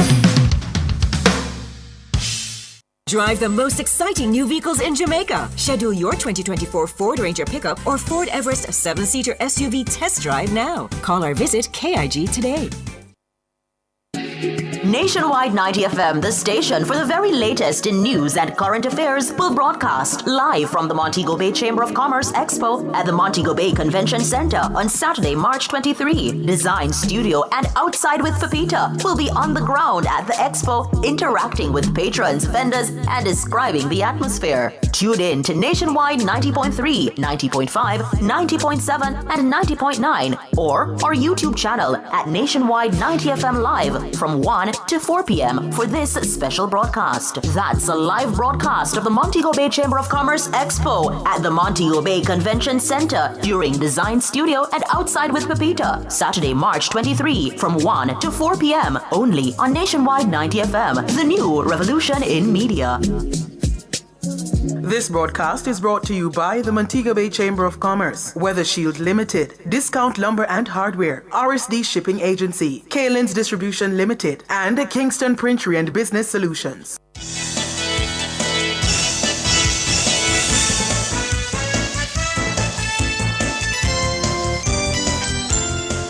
6:39 on this Friday evening, Friday, March 22, 2024.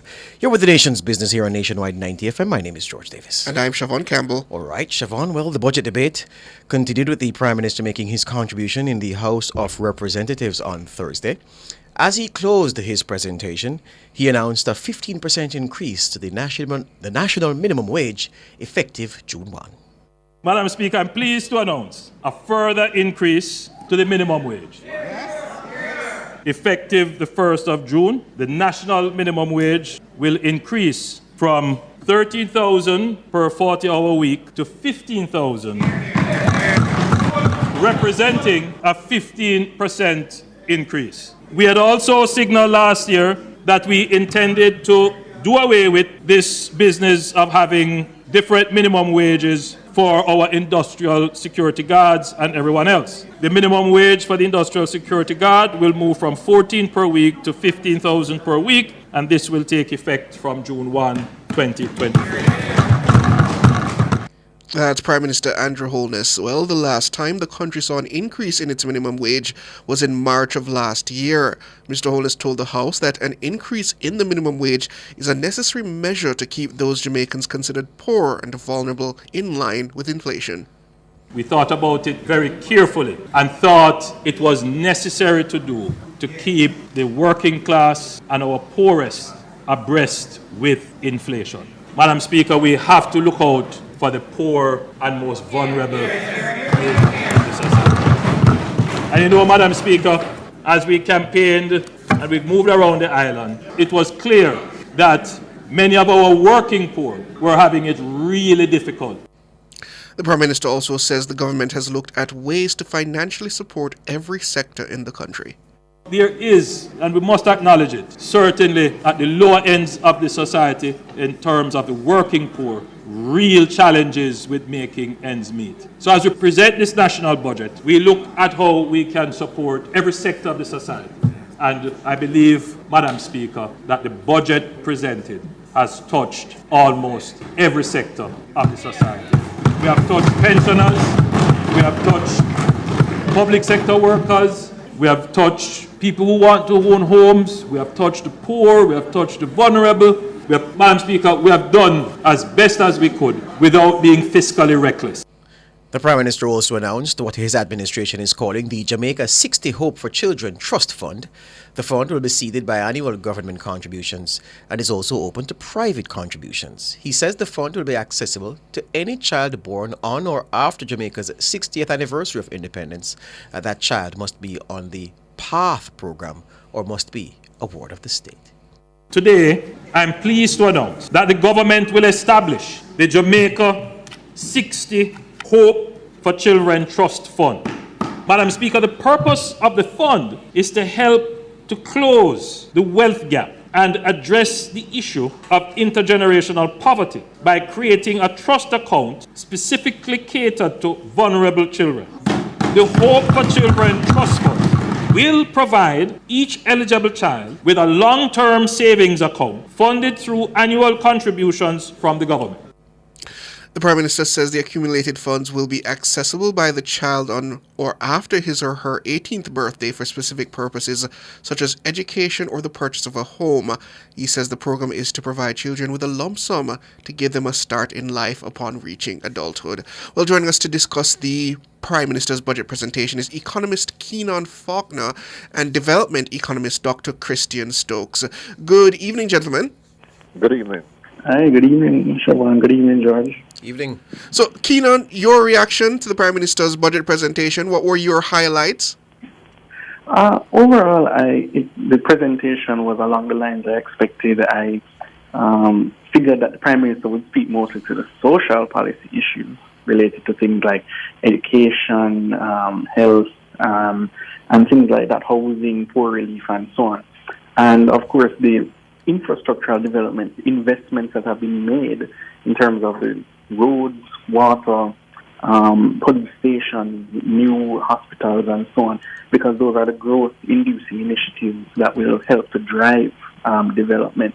And within his remit, as the Minister of Economic Growth and Job Creation, you expect that he's going to say things about economic growth and job creation. One of the highlights that he brought up was the fact that the labor market dynamics now such that we are almost essentially at a state of full employment. Only 4% of those are looking and able to work are actually unemployed, and it being mostly frictional, we now need to devise means of getting persons into the formal labor force, and that's where the policy direction of HART and the announcements of the initiatives there would have been going in that direction. So that was a welcome initiative. I think within the Prime Minister's unit, he wants to help to stimulate the environment to continue to create jobs to prepare us for that next phase that we need to attain, because there have been conversations about importing labor, but yet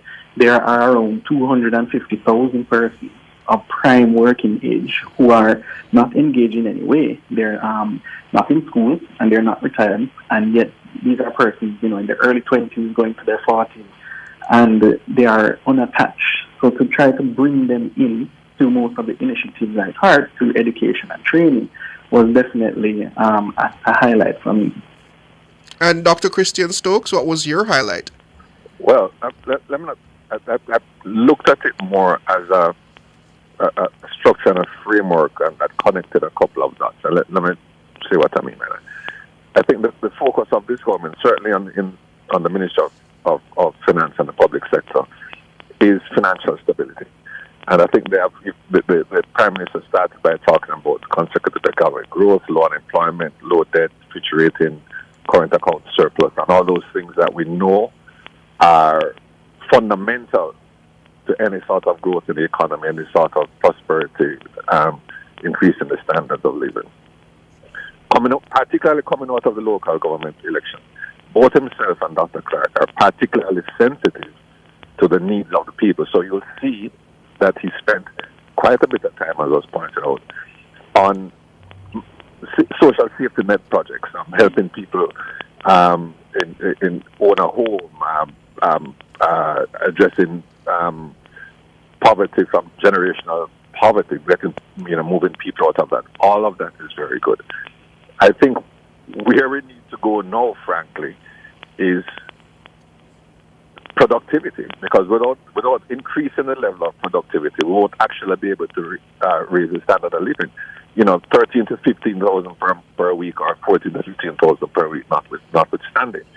I believe that the HART initiative in particular was very useful in terms of human capital development. I'm very encouraged by that. The roads, again, is that capital formation investment in the country is very important. but the lived experience remains poor still and will continue, because what we need to move that is not exclusively the purview of government.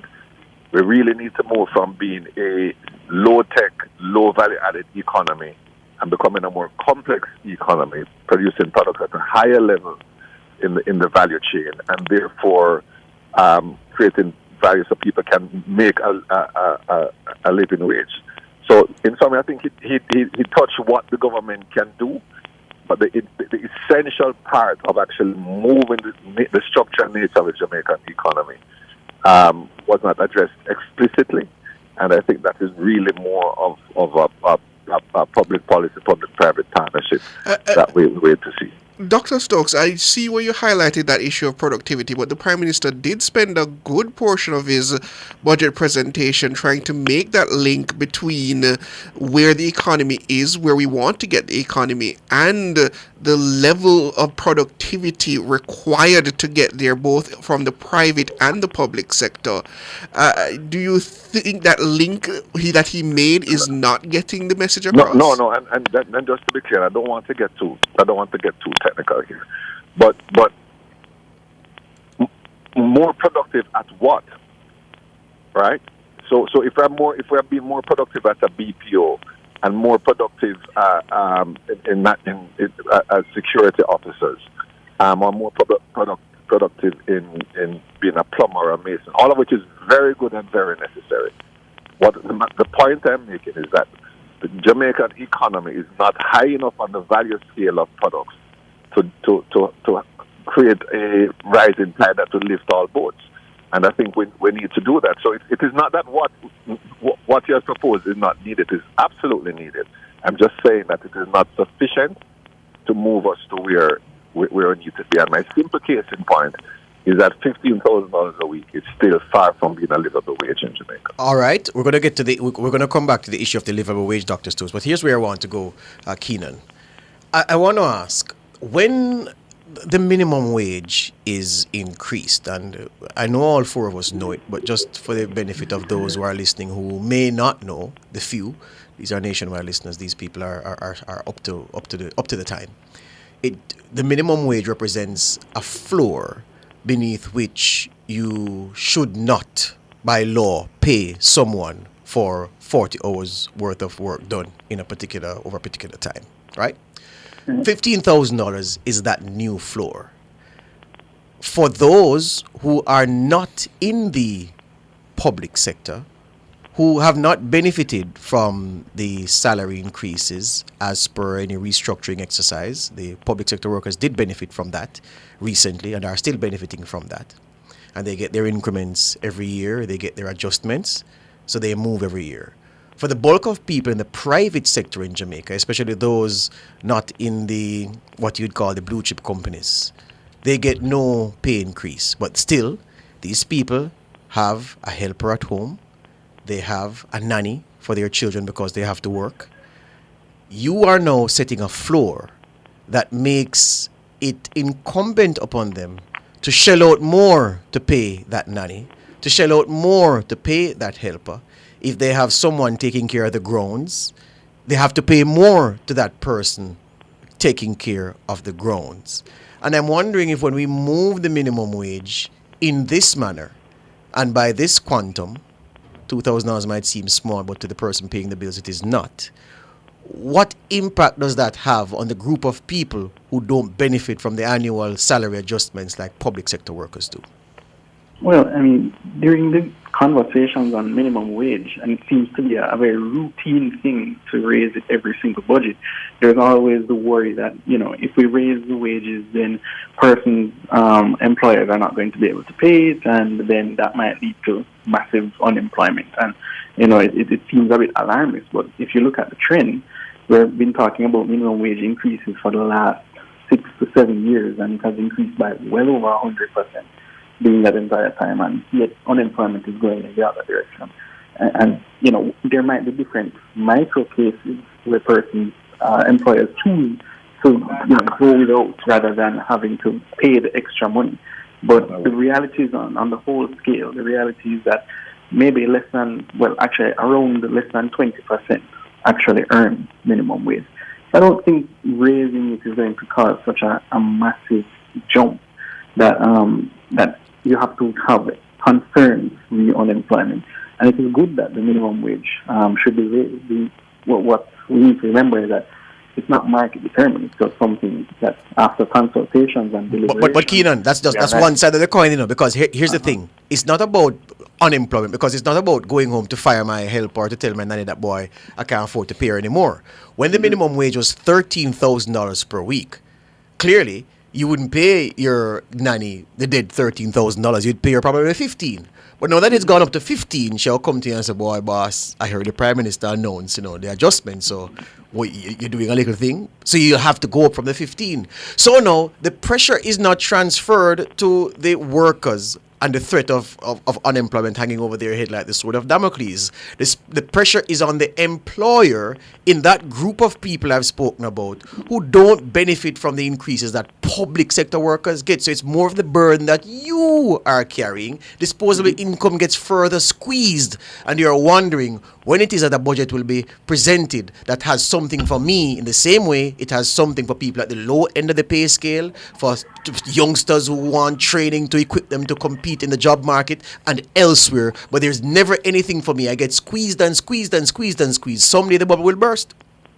Well, you might be speaking about referring to different income categories of persons, persons who can afford to hire a helper. Yes, their socioeconomic circumstances notwithstanding, there are many persons on the other side of the argument is that I am just paying my helper, for example, $13,000. I could have afforded to pay her, but I chose to pay at the exact minimum limit. So when you net out those who pay more when they could have paid the exact amount, and those who paid the exact amount when they could have paid more, then I think it's on the balance of probabilities, you find that it would be satisfactory for both employers and employees to now settle at this level of wages. And when you're raising minimum wage, I think yes, $2,000 can mean a lot to people, but the government, I think, has that duty to now make sure it is somewhat meaningful and it beats the rate of inflation. I think at the very minimum, that's the criteria we should evaluate minimum wage. So, Christian, here's where I'm happy that Keenan answered in that way, because here's where I'm going. The people in the middle often complain that every budget cycle we can close our eyes because there's nothing for us. All we get is the squeeze and the squeeze, because as the government responds to the serious need at the lower end of the national pay scale, they invariably don't pay any attention to us. What's in there for the young middle class professional? Remember, people have caregivers and people have household helpers, not because they can afford it. They sacrifice to make that payment, because if you're a journalist working 11, 14 hours per day, and your wife is a journalist working 11, 14 hours per day, and you have a 2-year-old, what are you going to do? Who's going to be home to care for that child, to do everything? So it's an expense. It's not a luxury item. It's something that is desperately needed to allow you to function. Where in the budget is there anything for those people? And there are many of them in this country. Right. I'm not sure that we should be looking in the budget for that. Let me start by saying that. Let me, from that point, let me back up a little bit. We need to put the issue into perspective. I think Keenan is right. I hope that's I got the name right. Yeah, man. I run the risk of being anecdotal here because I don't have the exact numbers. But it's in my experience, most people are already paying whomever they are paying above that minimum wage, right? For 40 hours. Think about that now, right? And of course, persons in that, for example, in the helpers, we have a whole economy there where they do days work and they may get $5,000 for the day or $3,000 for the day and go somewhere else and do that. So they found a solution for themselves in that regard. So that leaves a section of the population that is exposed. I don't know how big that is, but it is not. I don't think it's a majority of people that are currently hiring that are currently hiring helpers of this sort of, those sorts of positions. But the point is valid. 2 journalists in a home. All right, we have to be careful here. It is not for the government to give that person a salary increase. Mm-hmm. It's for the government to create an economic environment where that person can say, the inflation is this, including the cost of my helper. So I need to be paid more for my skills, and that the business is able to afford that. I think we have to be careful where we start thinking of government policy to address these imbalances. But hold on, Christian. Here's the thing, though, Christian. Here's my argument to that. No, I see where you're going, but here's the thing.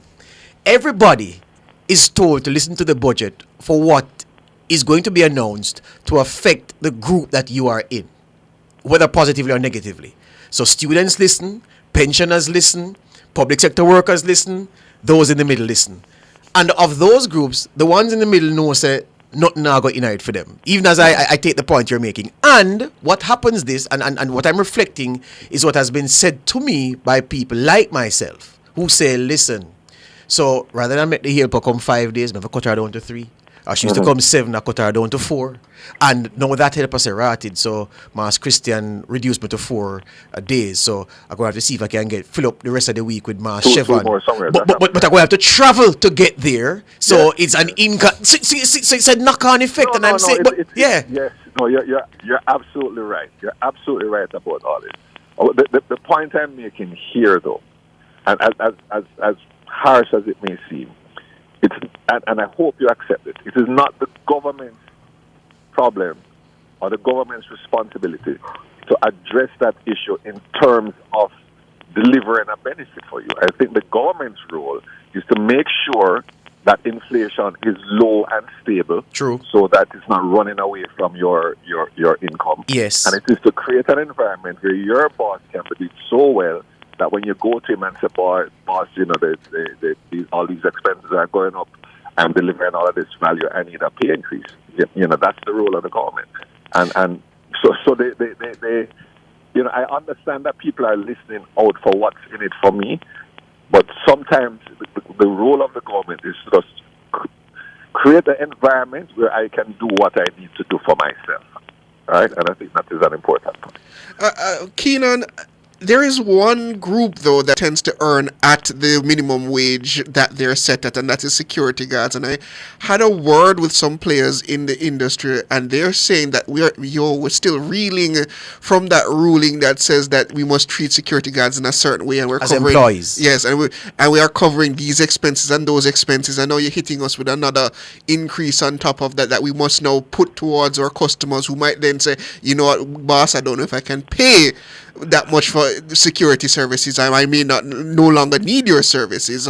Is it then the responsibility of the government to look at those situations? Well, I mean, the government has done its best to lead by example. So even when that ruling came out, the person it affected the most was government, because government is the primary employer of security guards, around 60 to 65% thereabouts. Yes. So if government has no issue with setting the tone and said, this is the policy direction we're going in, we're treating as employees, and this is a cost that we have to absorb, then you would expect that private operators would naturally have to fall in line. It's hard to really debate the government on that, because we always say, do you have the moral authority? Well, clearly you now have more than just the moral authority. If you do it, there ought not to be any reason why you shouldn't be able to do it. Someone would say to Keenan, but the government pays the security guards out of tax revenue. Yeah. Anyway, but gentlemen, so based on what the Prime Minister has said, and if you draw a line, gentlemen, between what Nigel Clark opened the budget debate with to what the Prime Minister said on Thursday, what do you anticipate come Tuesday that the Finance Minister will close the budget with? Is there any other sweetener that has not been put on the table yet that you expect Nigel Clark to put on that table come Tuesday afternoon? I'll start with Keenan and then I go to Christian. No, I don't expect anything else. I mean, the primary purpose of the closing of the budget debate by the Finance Minister is to respond to the claims proffered by the opposition leader and the opposition spokesman on finance. And so I think with respect to tax revenues, because that's a debate that comes up every single year, which requires further clarification. When you're speaking about the structure of the economy and having to know address effects of trickle down, I suspect that the finance minister might elaborate further on what the overall strategy of the government is. So that's really what I would expect, the link between the government's fiscal policy and its social policy, because the overarching theme of this debate has been how do we now translate macroeconomic gains to macroeconomic benefits at the individual level. And overall, the debates, I think, have covered that very adequately. The government has done its best to try to ensure equity. And, so equity necessarily means that the most disadvantaged persons will get the higher weighting of what the budget is coming out, despite what me as an individual might be listening out for. And I suspect that the finance minister might, exposit on that point a bit more to show, look, we are now doing this incrementally in terms of our gains, and so we have done what we can up to this point, and as more fiscal space continues to open up, we'll be able to do more in the future. Christian? Yeah. I think they're dead set on maintaining stability, which I think is good. It's a good thing for the country. The opposition spokesman on finance did not push back on stability. In fact, he tried to claim paternity for stability. So I'm happy about that. But to repeat here, the theme, the overarching theme, has been we have brought economic stability. We lost an election. That's the unsaid background. Because people are not feeling it, we need to make the case to people that we are helping them. We're doing something for them. All right? And the way Dr. Clark does this is in a very targeted fashion. And, I'll give you an example, a disciplined fashion. So, he removed a guarantee for a student loan, but at the same time, he will use excess in the insurance fund to cover it. So it's thoughtful, it's not reckless, it's not exposing the government to any fiscal risk. Now, Mr. Golden did not come with, outside of pointing out the obvious of the suffering of the people. It was not specific in terms of financial measures. He spoke about the $3 million threshold, which will be immediately debunked by Dr. Clark. Outside of that, there's not much for Dr. Clark to push back on. I think he will double down on the theme of the JLP is helping you as a person. We know you're suffering, and we're going to be helping you, because that is their Achilles heel, and that is what they pay the price for in the local government. Hear you on that, gentlemen. Thank you very much for your time, Christian. Thank you very much, Keenan. All the best. All right. Thank you very much. Thanks, George. Siobhan, one of the things that we'll need some time to talk to our analysts about is this idea that has taken hold of people, whereby, I've said it to you off air, that in an economy growing at 2.3, 2.5% per annum, everybody is now demanding everything all at once at the same time. And I'm wondering if I'm the fool in the room. How can an economy that is picking up, growing by 2 to 2.5%, give everybody all that they want at the same time? And if you not get what you demanding now, it means you're going to burn down the whole place. It feels like so many people don't want to put in the work to get everything all at once either.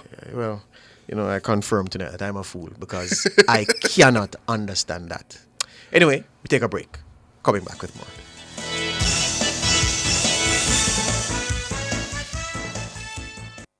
Home is where you put down your roots. So at Sagicor Bank, we designed a mortgage with everything you need to own your home easier. Get up to 100% financing, fast processing time, up to $100,000 cash back to assist with expenses, a competitive interest rate, plus an unsecured loan of up to $2 million to go solar at home, and a special rate on home insurance. Let's help you put down your roots. Call 888-SAGICOR to apply for your Sagicor Bank mortgage. Conditions apply. If you are a parliamentarian or a public official listed in the Jamaica Gazette December 5, 2023 regarding the Integrity Commission Act, or a public official receiving emoluments of $12 million or more during the period January 1, 2023 to December 31, 2023, you must file your statutory declarations as of December 31, 2023 and any outstanding statutory declarations on or before March 31. Download the updated statutory declarations form from the Integrity Commission's website at integrity.gov.jm/statutory declarations. Ask your Human Resource or Administration Division for further information. A message from the Integrity Commission. Welcome Deluxe, the cream cracker that rises to the top. So crisp, so light, so buttery. When you're good, you're just good. Hey, had the national flavor. You go want to buy this bag. So good, it's just so good. Welcome Deluxe, the cream cracker that rises to the top. So crisp, so light, so buttery. National Baking Company, just so good. The Ashley Furniture Home Store Orange Sale event is on March 22 to 24. Shop up to 50% off unique and stylish pieces to elevate your space. Plus, enjoy Haviland's bedroom pieces starting at $19,999. 52% off a Robbinsdale 5-piece dining set. 30% off a McCain reclining sofa. Financing available on 6 to 36 months. The Ashley Furniture Home Store Orange Sale event for March 22 to 24 with up to 50% off. Conditions apply.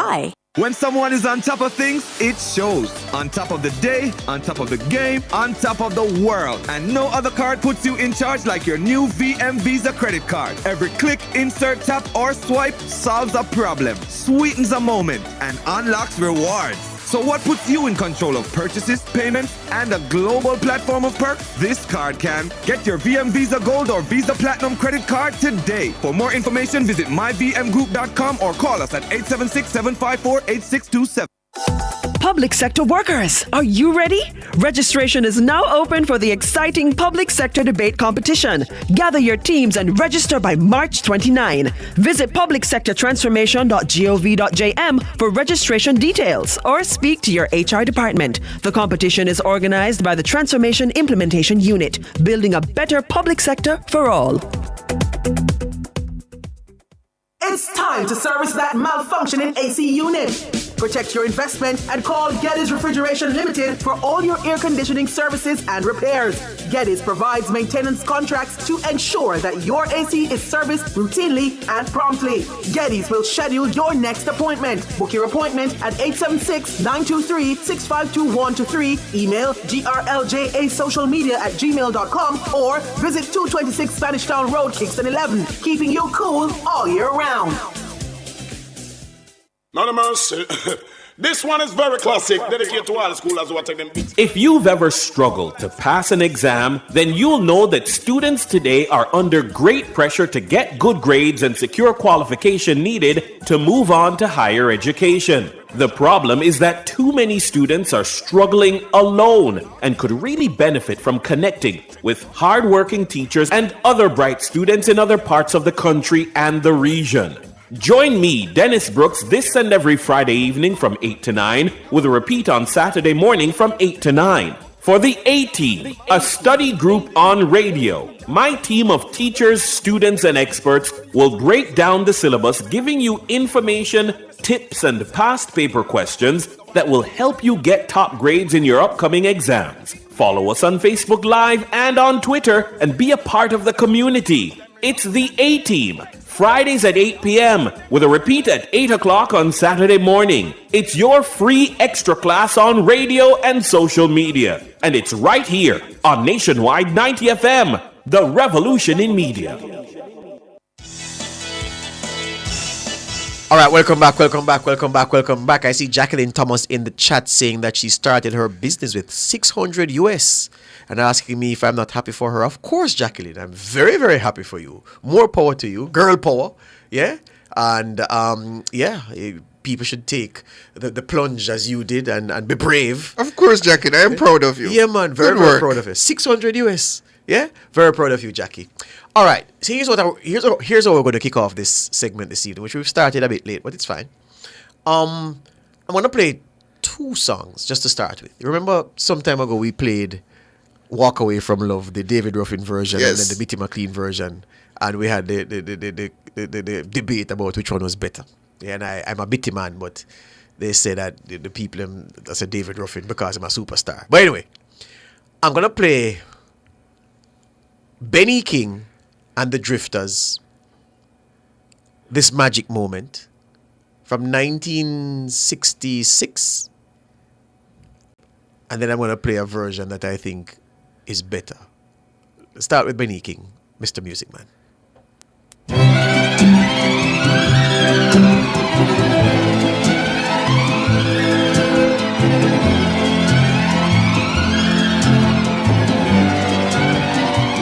This magic moment, so different and so new, was like any other until I kissed you, and then it happened. It took me by surprise. I knew that you felt it too, by the look in your eyes, sweeter than wine, softer than the summer night. Everything I want I have whenever I hold you tight. This magic moment, while your lips are close to mine, will last forever, forever till the end of time. Oh, oh, oh, oh,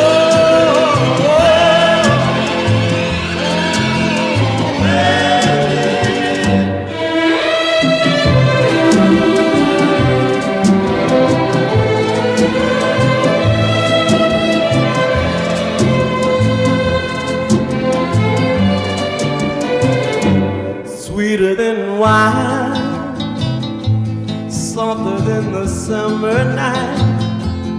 Everything I want I have whenever I hold you tight. This magic moment.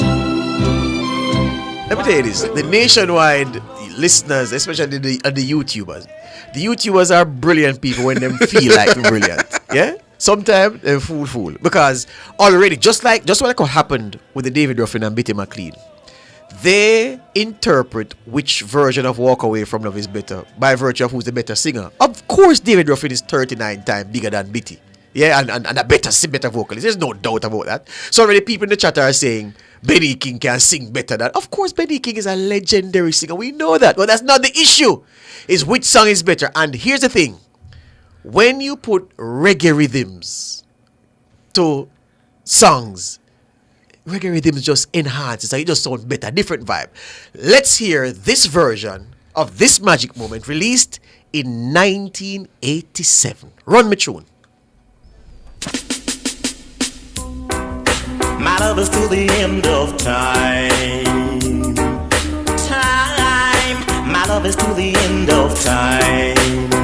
This magic moment, so different and so new, but like any other. Until my love is to the end of time. My love is to the end of time. This magic moment, so different and so new, but like any other. Until I kissed you, and then it happened. It took me by surprise. I knew that you felt it too, yes. By the look in your eyes, sweeter than a wine, and softer than the summer night. Everything I want, I have whenever I hold you tight. This magic moment, while your lips are close to mine, will last forever. My love is to the end of time. My love is to the end of time. This magic moment, any other until I kissed you, and then it happened. It took me by surprise. I knew that you felt it too, yes. By the look in your eyes, sweeter than wine, and softer than the summer night. Everything I want, I have. Whenever I hold you tight, this magic moment, while your lips are close to mine, will last forever. Forever till the end of time. Oh, time. Oh, time. My love is to the end of time. Time. My love is to the end of time. This magic moment, so different and so new, but like any other, until I kissed you, and then it happened. It took me by surprise. I knew that you felt it too, yes. By the look in your eyes, sweeter than wine, and softer than the summer night. Everything I want, I have. Whenever I hold you tight, this magic moment. While your lips. All right.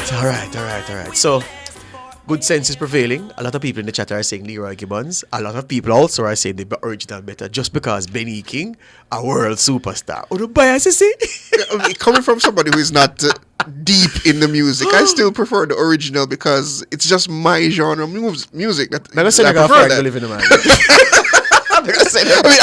I can get the appeal of the reggae remix, but I'm sorry, the original to me is just, it's softer, yes, and it's just more to my liking. All right, so 66.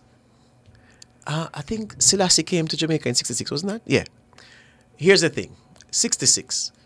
Andrew, just like, no, you're leaving? Oh, okay. All right, so 66. This song, and I'm sure if I asked people who did this song, they'd struggle to tell me the original singer. But this is the original song, in the original version of If I Were a Carpenter.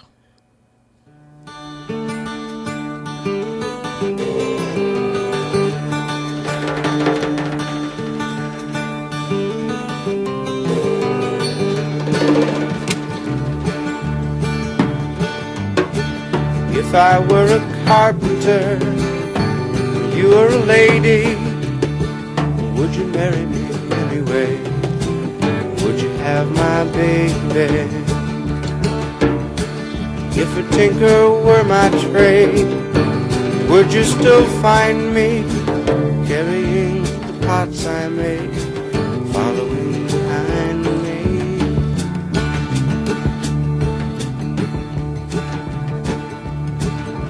Save my love for sorrow, save my love for lonely. I've given you my tomorrow, love me only.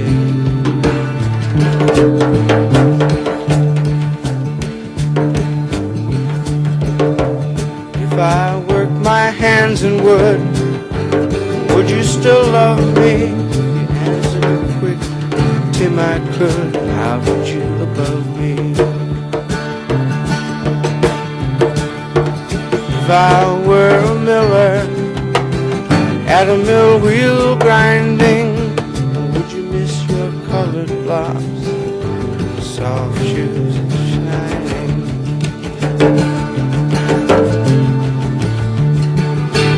Save my love for loneliness, save my love for sorrow. I've given you my onlyness, given me your tomorrow.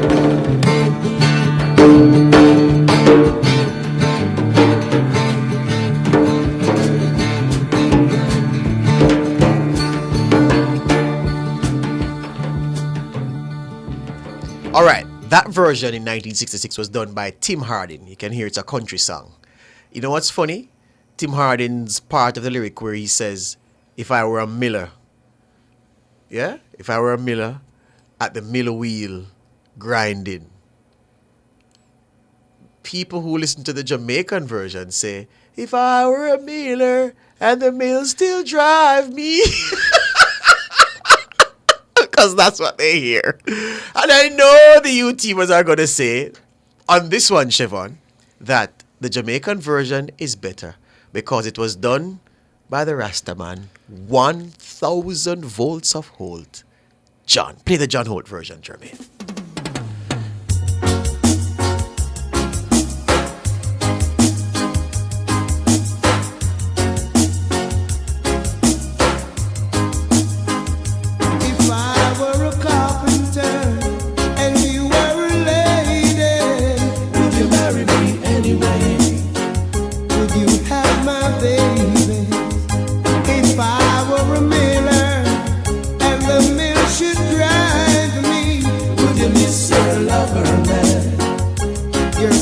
You shine, yes.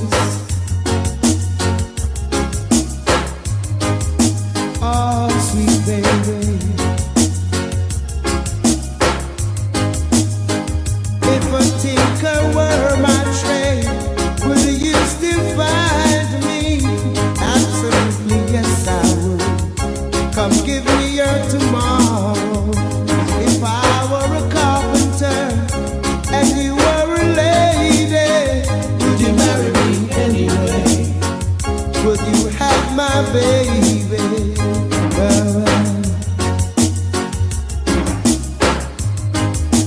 Oh, baby.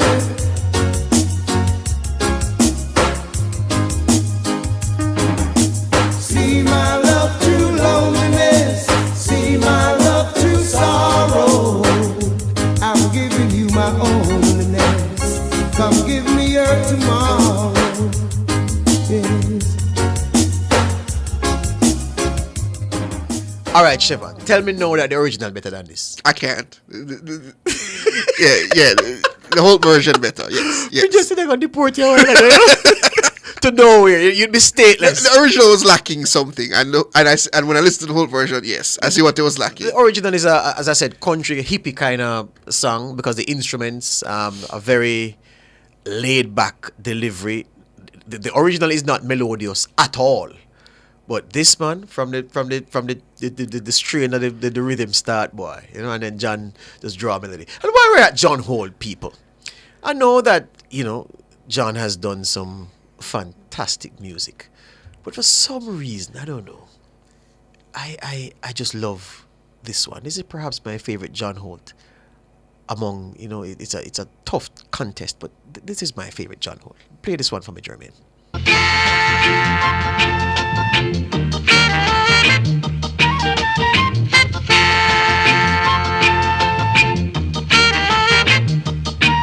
My dream last night was about Alibaba with the 40 thieves. Tom, the piper's son, he was there with me. I rode through a valley with a princess by my side. The Duke and the Duchess was there to meet me with a smile. Alice was there in Wonderland, staring far away. The three blind mice was there with me to tell the teddy bear the tale. The teddy bear came smiling there with a big smile. The little Bo Peep has lost her sheep last night. Dream last night about Alibaba with the 40 thieves. Tom, the piper's son, he was there with me. I rode through the valley with a princess by my side. The Duke and the Duchess did the reggae last night.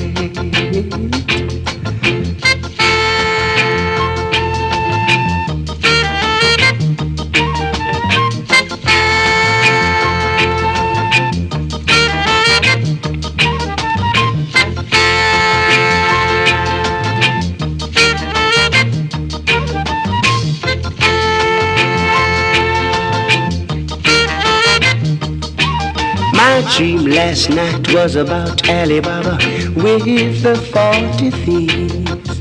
Tom, Tom, the piper's son, he was there with me. I rode through the valley with the princess by my side. I did the reggae last night with the princess, my bride. The Duke and the Duchess was there with me to meet me with a smile. All right. You like this one? Yeah. Yeah? Nice and cool, eh? Yes. All right. So someone in the chat has been bawling from evening, from before the music start play. So they want to hear from Josephine. Everywhere she see Aya, she want money. Siobhan, you don't know this one? Mm-mm. All right. Well, listen to the lyrics.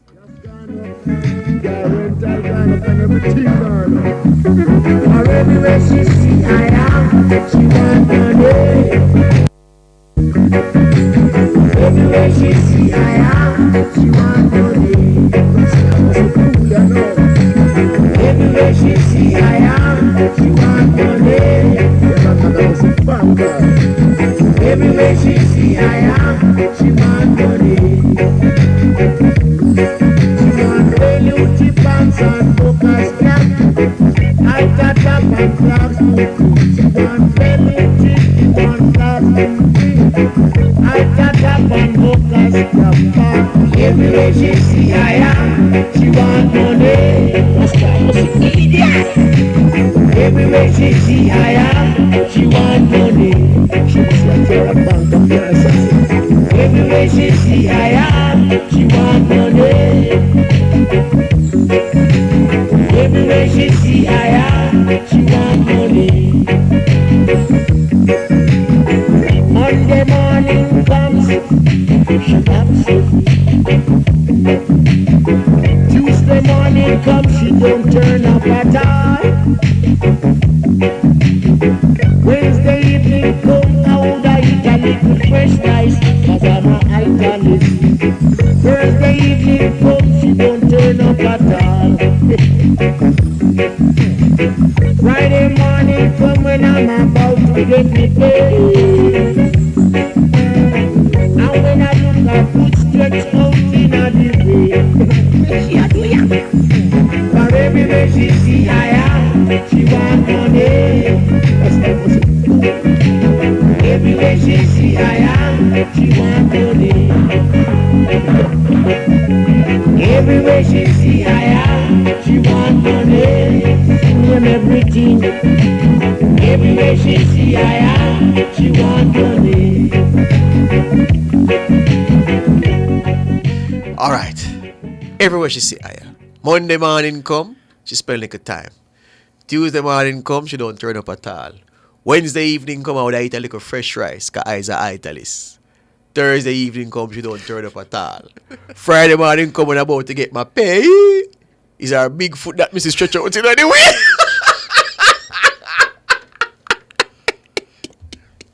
Siobhan, all right.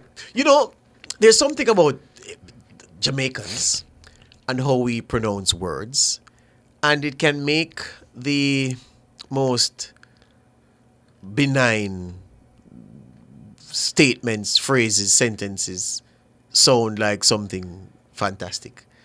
And the way that this next song was delivered is testament to what I just said. The way the man pronounced the words is what makes the song special. Let's listen to Freddie McKay, Hanging on the Wall.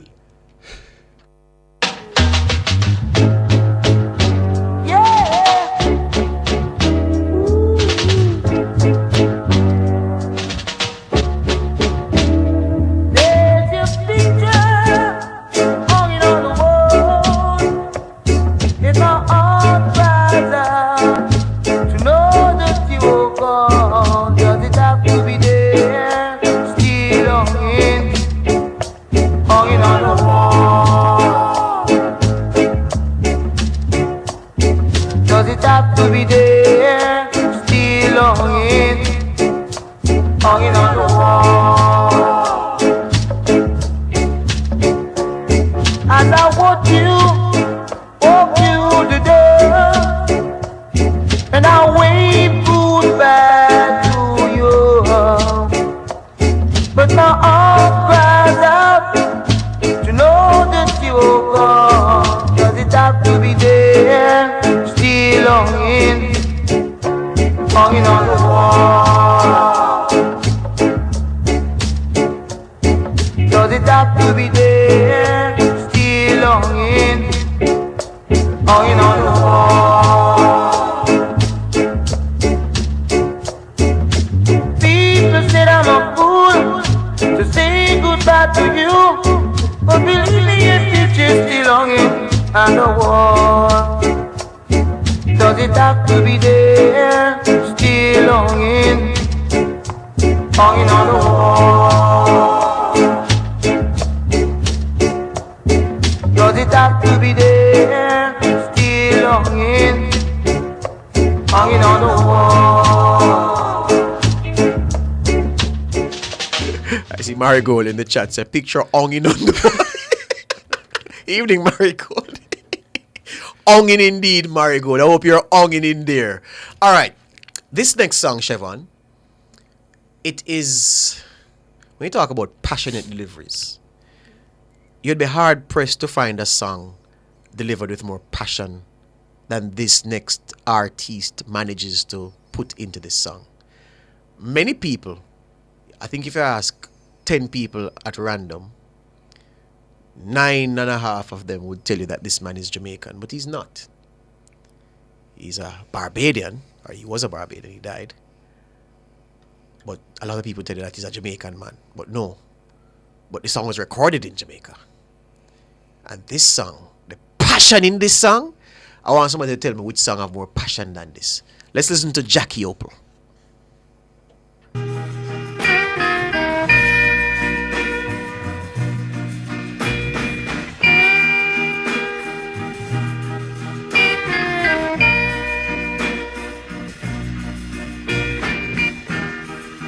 You got to go down on your knees, cry me a river. You got to go down on your knees, cry me a sea. For ever since the world began, man was always hurt by a woman. That is why you go to good eye. You got to go down on your knees and hurt yourself. You got to break your heart the same way you broke mine. Well, maybe you will realize the way I've been hurting down inside. That is why you go to good eye. Woman, you are the most ungrateful person I ever met. And now you leave me here alone to regret. But just because he treated you so unkind, the first person was on your mind is I. And now you come back to me, but you're gonna be sorry. You gotta cry. You gotta cry. You gotta cry. You gotta cry.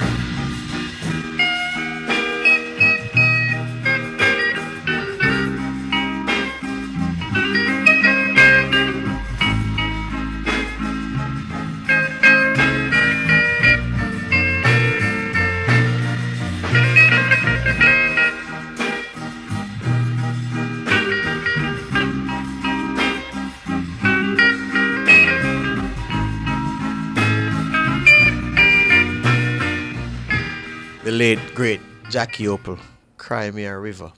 Chevon, there's a Jamaican artist who left and went to England. He's one of those men who never got his due in music. He never got the rewards that his work and certainly his talent demanded. But he has left an indelible mark. He's arguably the man who gave us the sound that we call reggae. That transition from rocksteady to reggae. Yeah? I saw him perform on TV. I will never forget it. He was wearing this cape. Picture the old time days, the counts. Yes. The cape with a high collar. He had on that. They call him the high priest. and the man was singing, lying on his back on the stage, writhing as if possessed by a higher spirit, and singing. The vocals were coming through clear. I'd never seen anything like that before. It's like the music made made a spirit take possession of the man, and he was on the front. I've never seen anybody on their back, flat, singing, until I saw the late, great Roy Shirley. Let's play Hold Them.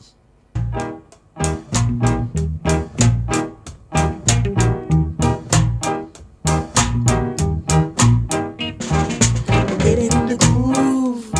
I'm oh so sweet. Real good. Real good. Left and right. East and west. Believe me. Believe me. Oh, with this blues. The best in sound. Believe me. Believe me. I'll get in the groove. I'll move those feet. Feel good. Feel good.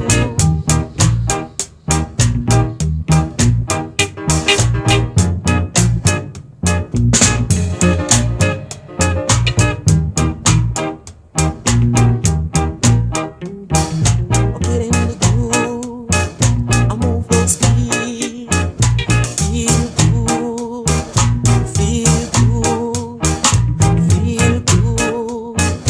Feel good now. Believe me. Believe me. Now, now, now, now, now, now, now, now.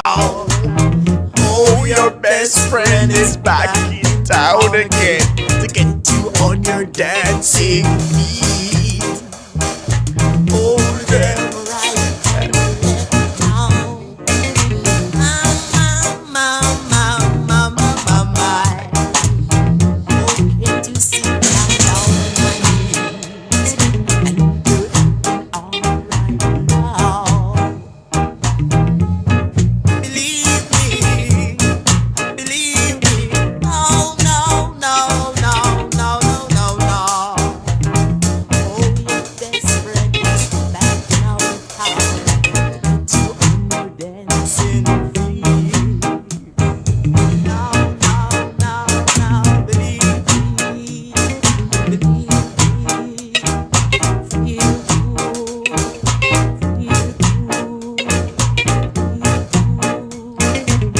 Feel uncomfortable.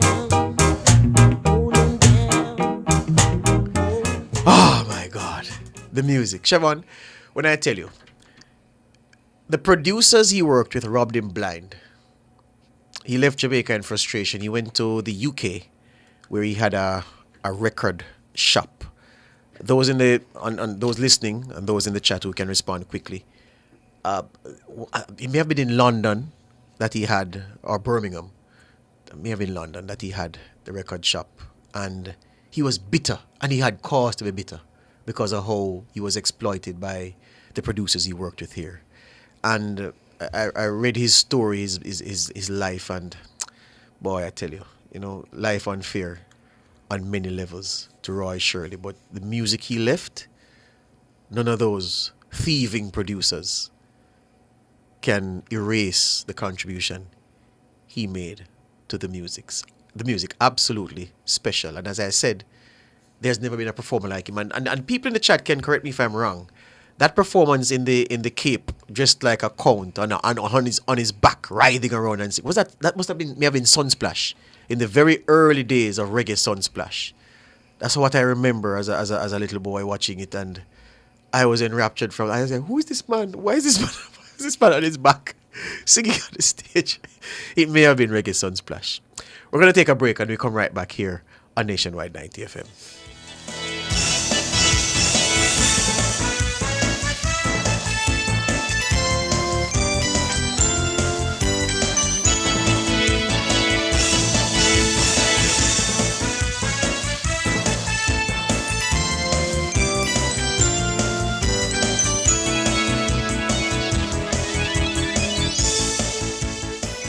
The Integrity Integrity Commission statutory declaration form has changed. Download the new form and file securely within your organization before March 31. The time by the Integrity Commission is 7:42. When someone is on top of things, it shows. On top of the day, on top of the game, on top of the world. And no other card puts you in charge like your new VM Visa credit card. Every click, insert, tap, or swipe solves a problem, sweetens a moment, and unlocks rewards. So what puts you in control of purchases, payments, and a global platform of perks? This card can. Get your VM Visa Gold or Visa Platinum credit card today. For more information, visit myvmgroup.com or call us at 876-754-8627. Get ready for some fun every Saturday as the Jamaica Observer brings you Saturday Games Corner. Put your skills and creativity to the test for a chance to win exciting prizes each week. Hold up, wait a minute. Don't miss out on the fun and surprises. You serious? Grab your copy of the Jamaica Observer this Saturday and get ready to win.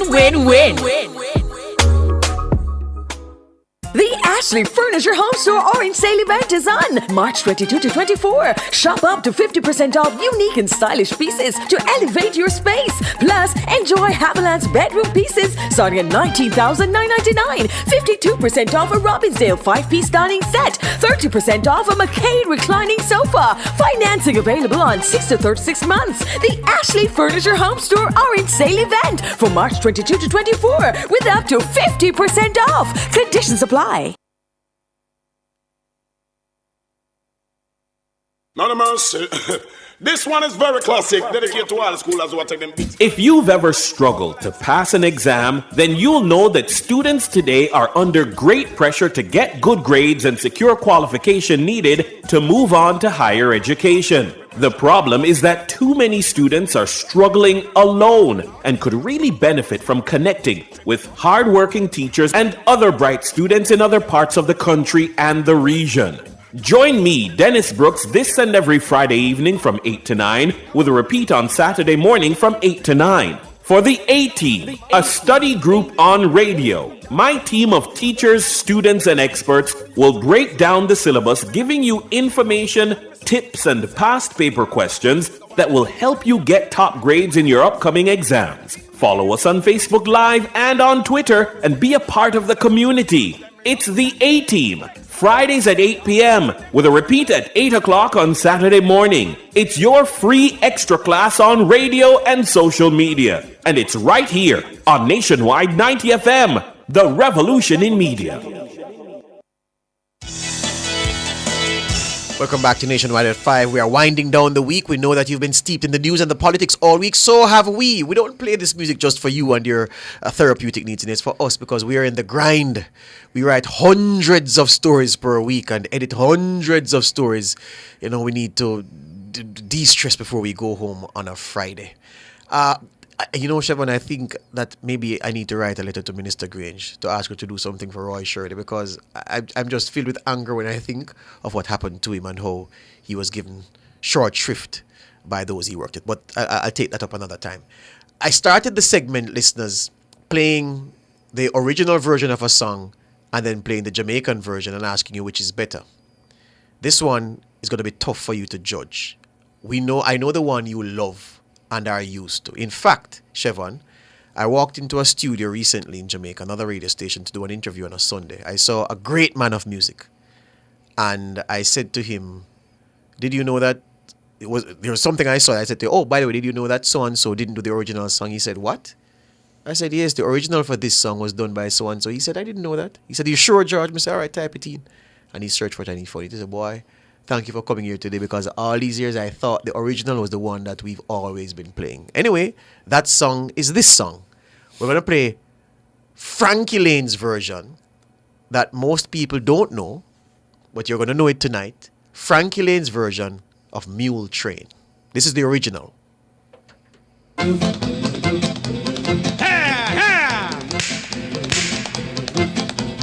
Mule Train, Mule Train, clippity clopping over hill and plain. Seems as how they never stop. Clippity clop, clippity clop, clippity, clippity, clippity, clippity, clippity clopping along. There's a plug of Chautabacchi for a rancher in Corona, a guitar for a cowboy way out in Arizona, a dress of calico for a pretty Navajo. Get along, you get along. Mule train, ha ha. Mule train, clippity clopping along the mountain chain. Soon they're gonna reach the top. Clippity clop, clippity clop, clippity clippity clippity clippity clippity clopping along. There's some cotton thread and needles for the folks away out yonder, a shovel for a miner who left his home to wander, some rheumatism pills for the settlers in the hills. Get along, you get along.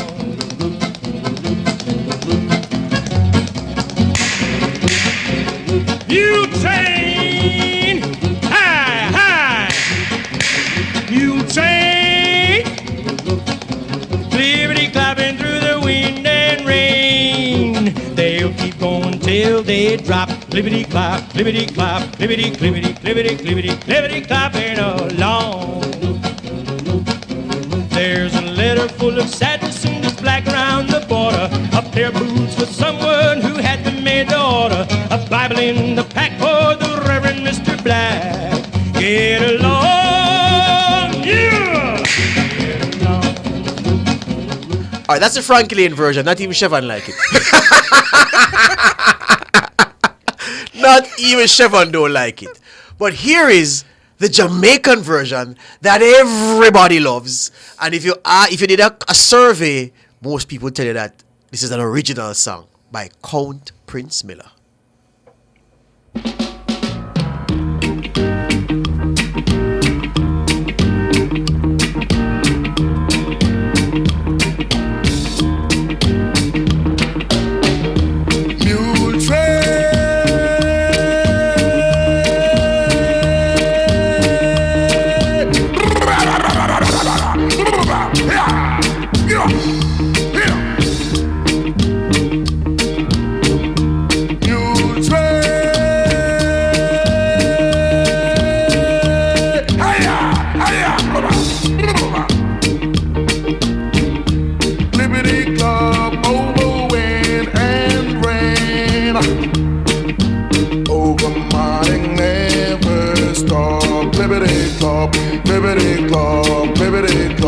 Clippity clopping right along.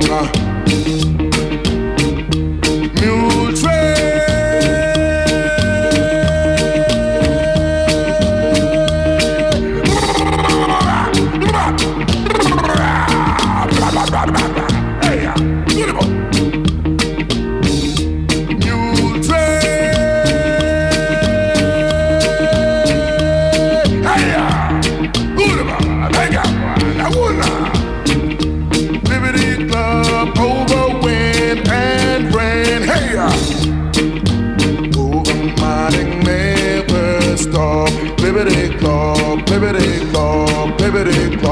clippity clopping right along.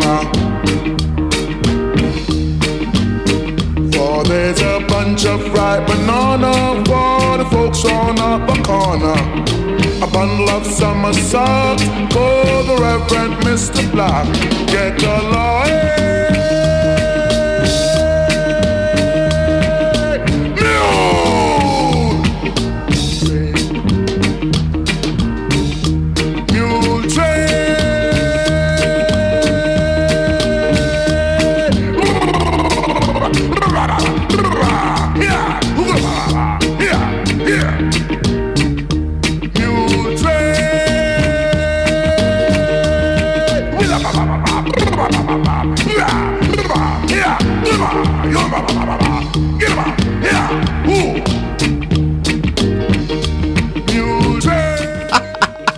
Chevron, talk to me. No, the second version definitely better. That's not even a contest. I couldn't even understand what was happening in the first version. No. If I play Mule Train, then I have to play this song after by the Tenors.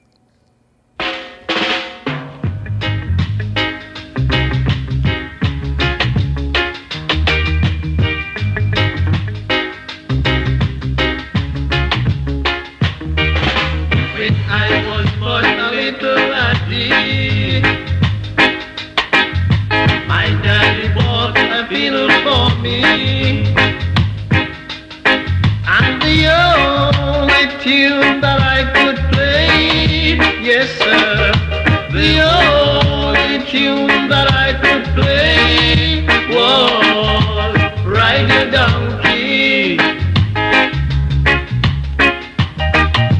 None touch for me. Gallop your donkey was my major key.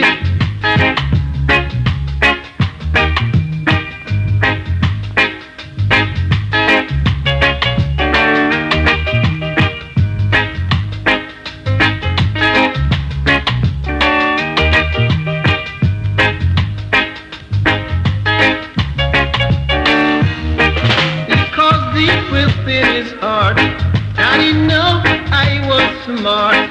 Of the only tune that I could play, yes sir, the only tune that I could play was Ride Your Donkey. Because none such for me. Gallop your donkey was my major key.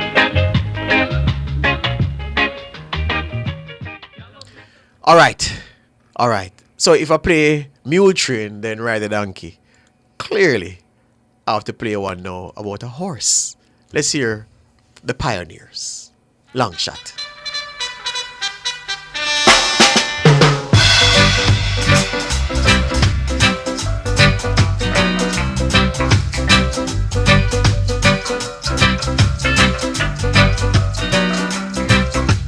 Why long shot post me bed? Why long shot post me bed? In gallop, but he couldn't bust the tape. In gallop, but he couldn't bust the tape. Matty slicking, him whipping, him lashing, but he couldn't bust the tape. Matty slicking, him whipping, him lashing, but he couldn't bust the tape. Why, chugga chugga warrior? Why, oh me I go home tonight? The one make me buy, it bust me love. The one make me buy, it bust me love.